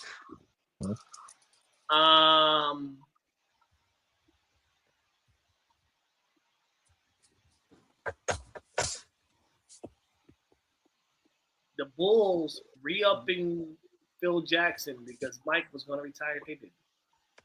Mike only ends up with 5 instead of 6. Different. Honestly, you could say Krause telling him that even if they won again, he couldn't come back. Phil Jackson. That's because they could have kept winning. They could have won another one. But Mike was. I'll even go deeper than that. You can even say them not giving Scottie Pippen the right contract. If they would have renegotiated his contract, they probably could have kept that thing together.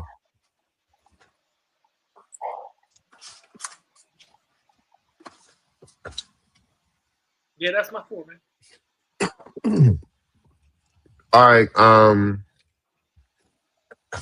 Mine is going to be the Lakers buying the number 1 pick in 1979 to get Magic Johnson. From Chicago. Cash. Yep. Cash.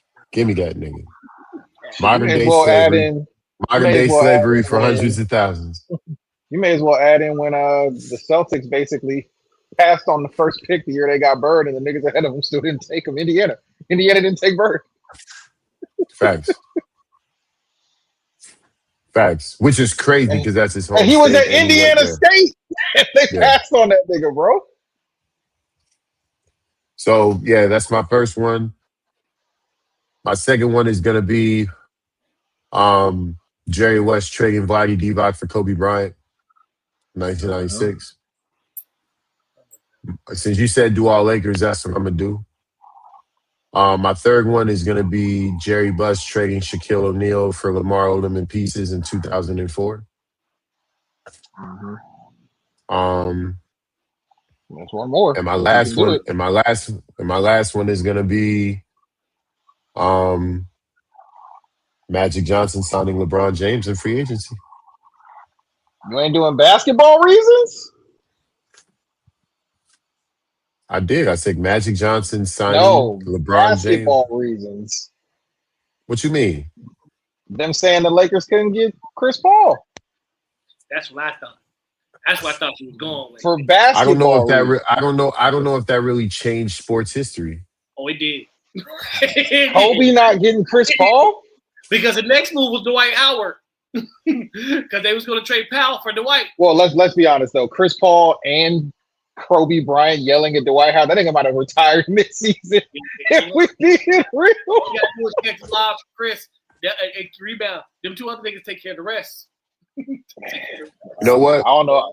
I got 20 years of evidence that shows me wherever Chris Paul goes, it don't work out. It would have worked out with Kobe beating Bryant.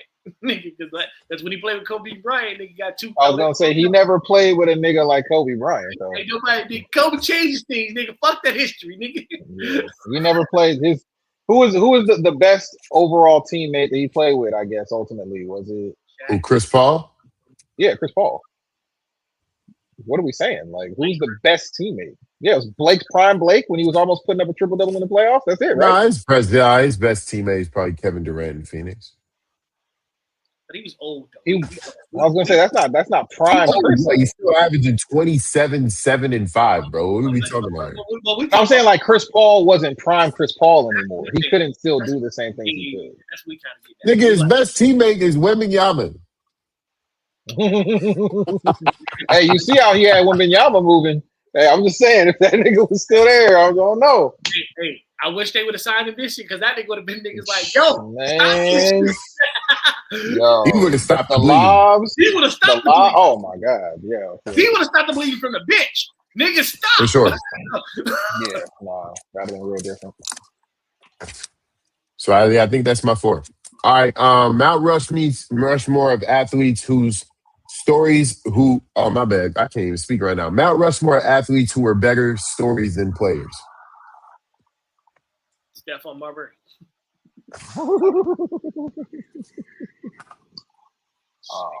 Better stories than players. Lynn Bias. That's Whoa. rude. That's Jesus rude. Christ. We don't even know if. Yeah, we don't know. Too fucking We don't soon. know. Yeah, we That's don't too know, soon man. forever. It's too soon. Yeah, All right, I'll we take don't Jesus know, man. Christ. That was rough. Too even soon. for me, that was rough. Whoa. Bring the morbid jokes forward, ladies and gentlemen. Yeah, Jesus that's usually my move. If I'm being real, y'all might not agree. I'd probably say Patrick Ewing, honestly. That'd be probably one of the first people I think of. You tripping, nigga. I don't know if Pat was. That Jamaican was amazing. I don't look, man. I just That Jamaican was amazing. maybe it's because to me he's just overshadowed by so many other centers. Like I don't even know. Where are we putting him all time in centers? Like what? Maybe 15? No. In the 15, he's not top 10 centers of all time. You're putting Patrick He's Ewing not top 10 top centers 10. of all time. Like, let's be like for real. Like top 10 centers ever to play the game. Patrick Ewing's in the top 10 centers. He might be. I think 15 is where I would say he's top 15. I don't know about top 10. You can name But you think you can name 10 better? yeah, give me a second. Let me do this. Let me cross my bridges here. Fuck that Mount Rushmore, nigga. I'm over here trying to do my Mount Rushmore. Prove it, nigga. All right. I'm about to write some. Go do your Mount Rushmore. I'm gonna put down 10 centers right now. And I gotta agree with them all. Oh, my bad. Randall's got to agree with them all. Try or it's null and void, y'all. Nigga, please. That nigga, man. Nigga, please. Put your hat back on, nigga. Who's you talking to? He's back on. Oh man. You get it right, nigga. I don't get a home ticket. Fuck you, nigga. You get it right, nigga. I mean,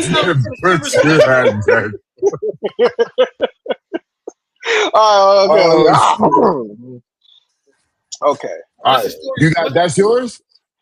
No. So mine's is Stephon Marbury. All right. Definitely a better story than fucking player. Joe Dumars. And Joe Dumars. He hates It's Joe. never ending. I know. It's so. He'd be the last nigga on my mind, and Randall will be like, you know who sucks? You know who he's ass? Joe Dumars. Definitely a better story than actual fucking player. Wow, Steve Nash. Wow. And then let's see. Who can I say? I'm gonna piss people off with this. No, I ain't gonna do that. That's stupid. That's you get ignorant to say that shit. No more. But you say Michael Jordan, nigga. No more Garcia Parr. Is that his name? Nomar from No more Garcia Parr. Yeah. Do people think he was like that great? I mean, he was well in his prime. Yeah, he was that nigga in his prime, bro. In his prime, Nomar was that nigga. But I don't think people think he's like an all-time great, like at all, right? Okay, cool. Well, neither is Stephon Marbury, but the question is true. But the way Stephon was moving in his prime, you would have thought this nigga was really that nigga, man. Okay, you're right. Okay, cool. Kevin Garnett. Ooh, that's a rough. I knew he was gonna do it because this nigga. That's spicy. Hey, there's a few niggas that's on Randall list. Joe Dumars at the top. Kevin Garnett is not far. I got another one if you want me to. I can go 5 if you'll love this name. Because I know he's on your list. He's on your list. He's on your No, he's not. He's not. I know you're about to say he's not on my list. He's not. All right, that's he's my not. I'm going to stick there. All right, I got to go Tim Tebow. I got to go. That might be big face. No, he's my big face for sure. Yeah. I gotta go. I don't know because this other one is the big face too. Buster Douglas, definitely gotta go him. I think I gotta go Jeremy Lin. That nigga was definitely his story is way better than he is.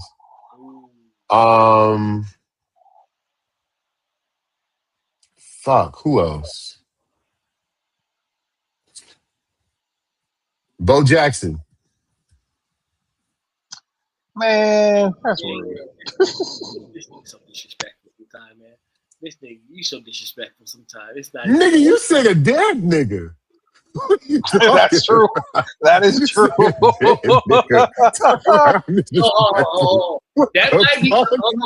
That might be morbid, but is this story better than he is a basketball player?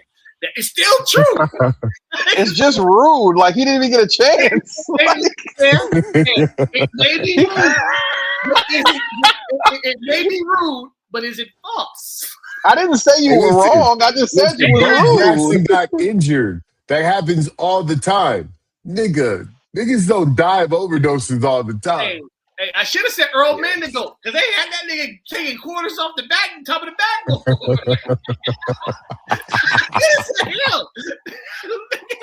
They said that nigga gonna make change. What? Shut the fuck up. Hey, he was super athletic, but had no game. Nigga said he would go up there and make change. Nigga, shut up, nigga. Like that folks tell is terrible. Who believed that shit? I want to know. Who believed that story? I never seen a nigga grab a quarter off the top of the backboard, bro. No, Not even Grant Vince Porter. Carter. He gonna make change for $4, nigga. Yeah, like what the fuck are we talking about?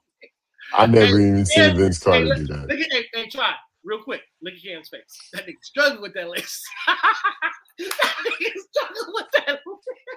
I told you that shit make it good. I honestly started to think about the That nigga over Mount here, Rushmore hey, again. that nigga like he about to take SATs. Damn, what's his top 15, huh? If you gotta think this hard, you gotta just say it. No, I told you I'm literally still thinking about my Mount Rushmore. Shit. Shit, that shit is funny, nigga. That nigga like got the Malcolm X pose. Hey, brother, That nigga brother, Cam X. struggling with that.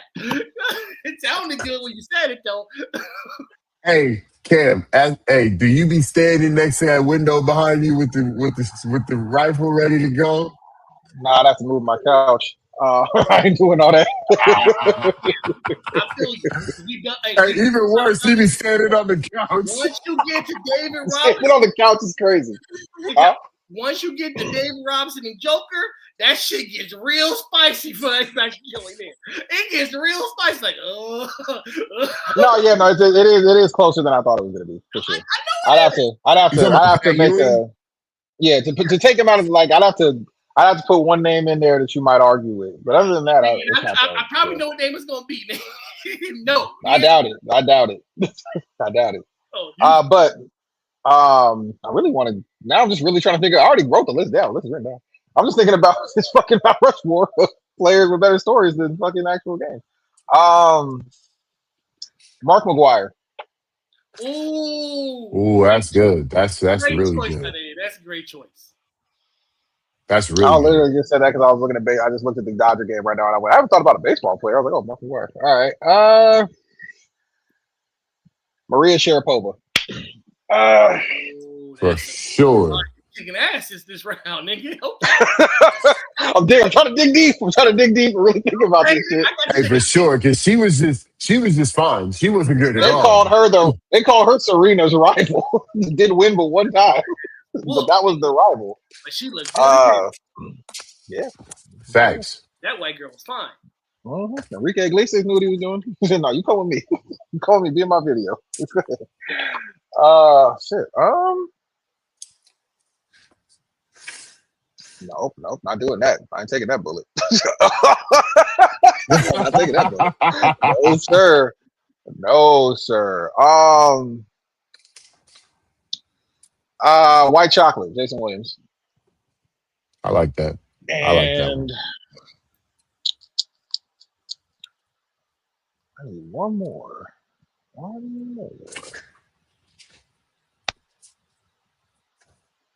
got Damn. So you got another 4? Oh, I thought you got a whole other 4. Like, goddamn, nigga. That nigga has a MySpace Mount Rushmore. You got 8 of them. Jesus. Yeah, this thing got top 8. The NBA ones, I find it harder to be disrespectful. I don't know why. She didn't do it. See, it's too good. Bro. I got one that can be super disrespectful. And I'm gonna say it too. My honorable mention. There you go. Your honorable mention. I got a feeling who you're gonna say. One or two names for me. I'm gonna say it after Cam Giggins. Man, fuck it. Yao Ming. Okay. My honorable mention was Bill Russell. Oh, okay. Yeah. That's nigga Cam.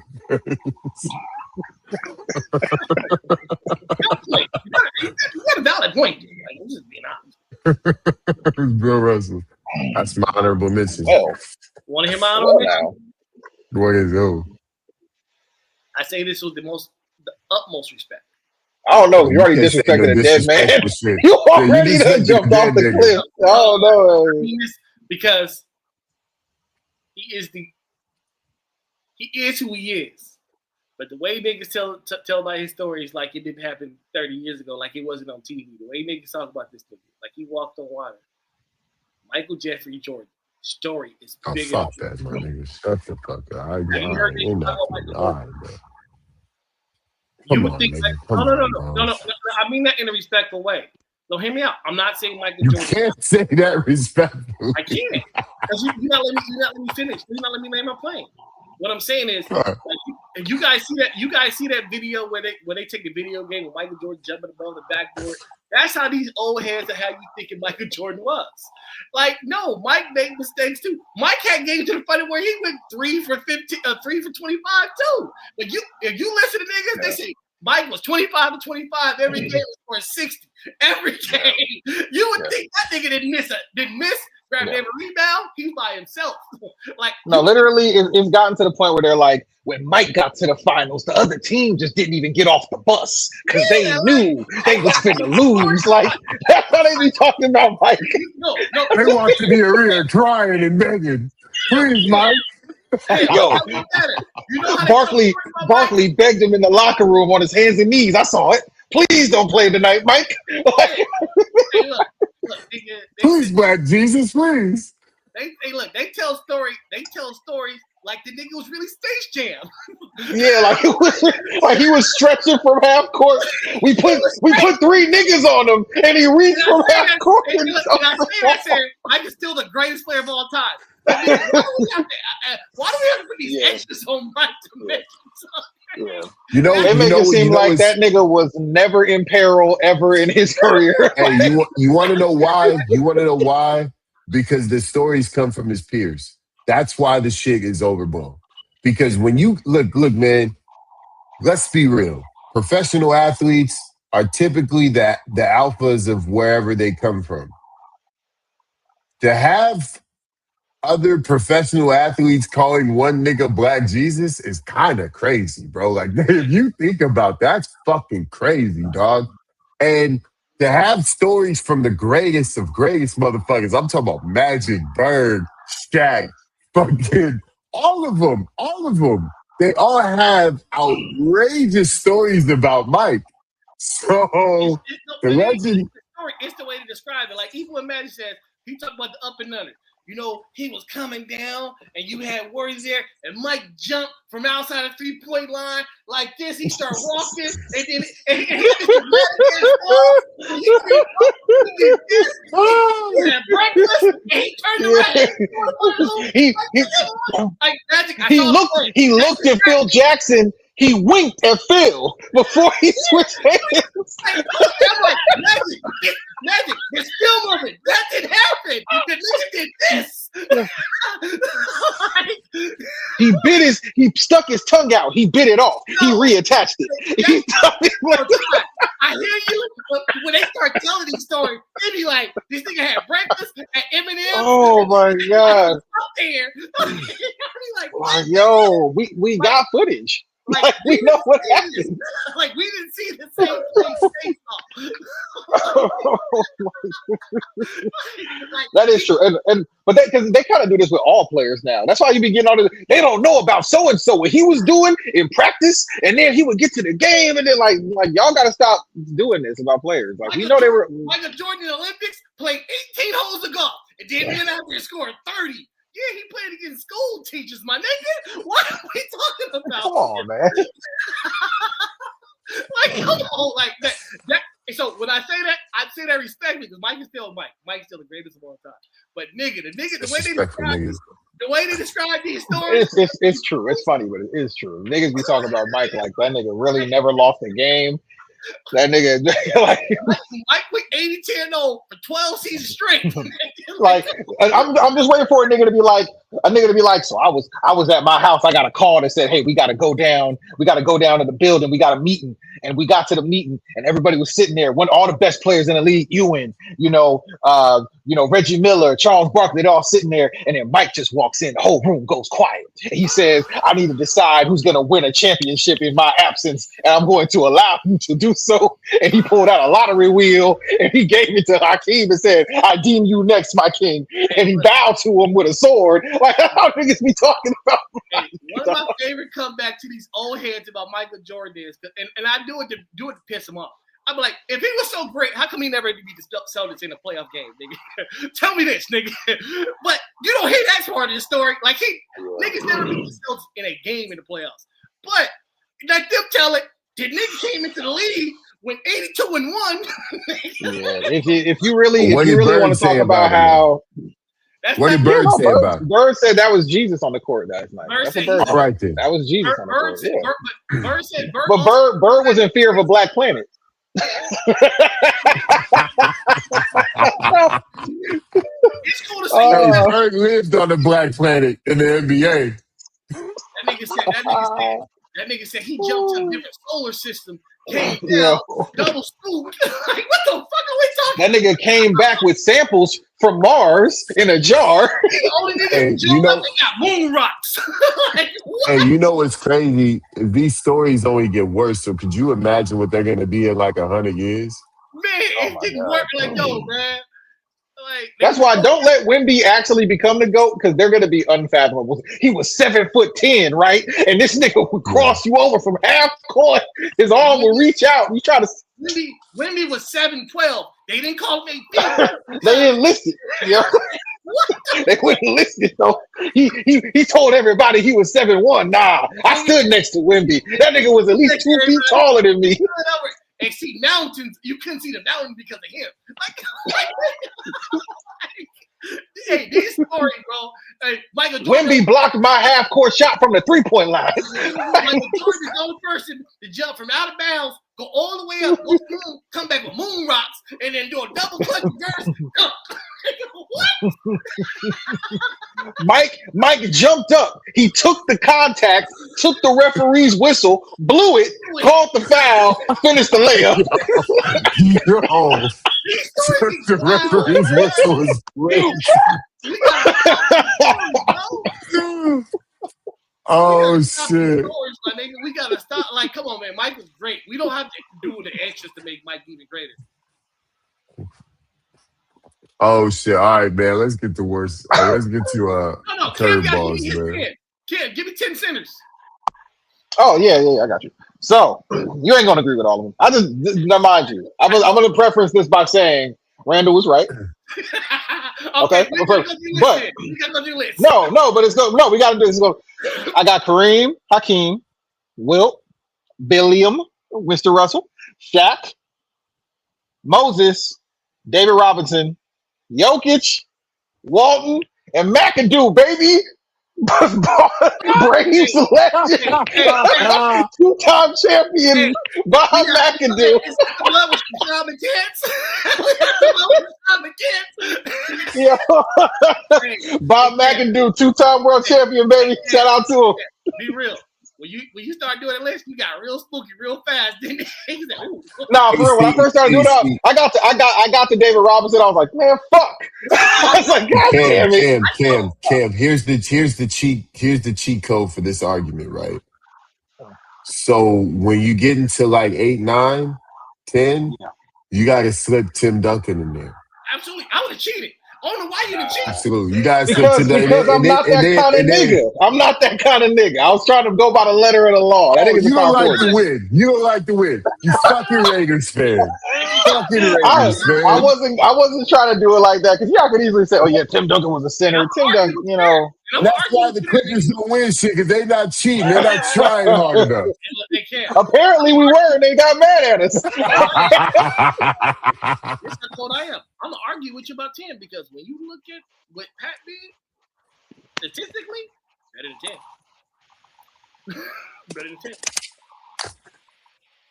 But Tim got 5 of them things, so that's your.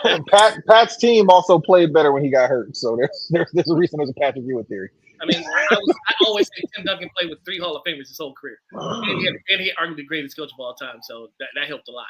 But go ahead. What's curveball? No, I don't think it's arguable. I think Pop's the greatest coach of all time. I got Phil, but I'm not mad at people saying Pop. That's it. Is it worse to fail publicly or regret privately? Regret private. That means you ain't do shit. Yeah, because if you fail publicly, at least you tried. If you didn't even try, now you're just sitting in the house looking like me. So you want to do better than that. You know what I'm saying? Yeah. You trying to teach the youth how to do what you didn't do? Exactly. It's like how DMX said he was going to keep doing drugs to prove a point. Like, you know what I'm saying? Like, I want y'all to be like me. Yeah, so. That's crazy. All right, I agree. I think it's worse. My bad. Let me go back. I think it's worse to fail publicly as well. All right, if everyone forgot everything you've ever done after you died, would success still matter? Yes. Yes. Because success is still indicative of your way of life while you're alive.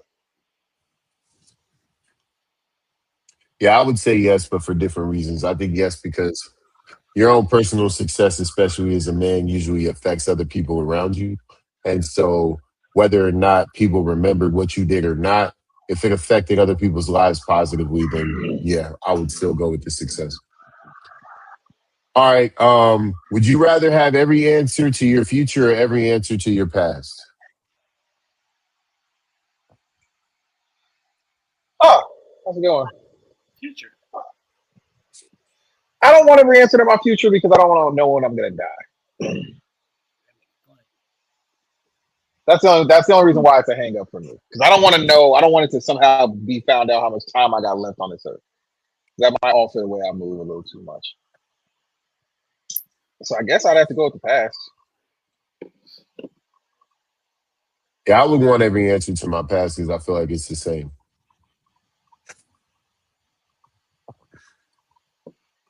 All right. Is it possible to be completely honest and still maintain every important relationship in your life? Fuck no. Absolutely not. I'm going to say no. Well, as the only nigga on here with kids, absolutely not. You could never be completely honest with your I ain't kids. gotta have kids. You got a girl, nigga. You can't be. Oh yeah, I know about that, brother. Yeah, you got a lot of them situations to make them float. If you have ever had a girl, you know about that, nigga. I'll just say this, man. A woman's ego is quite the thing to maintain. I'll leave it there. That's your full-time job. It is not the other shit. Not anymore, nigga.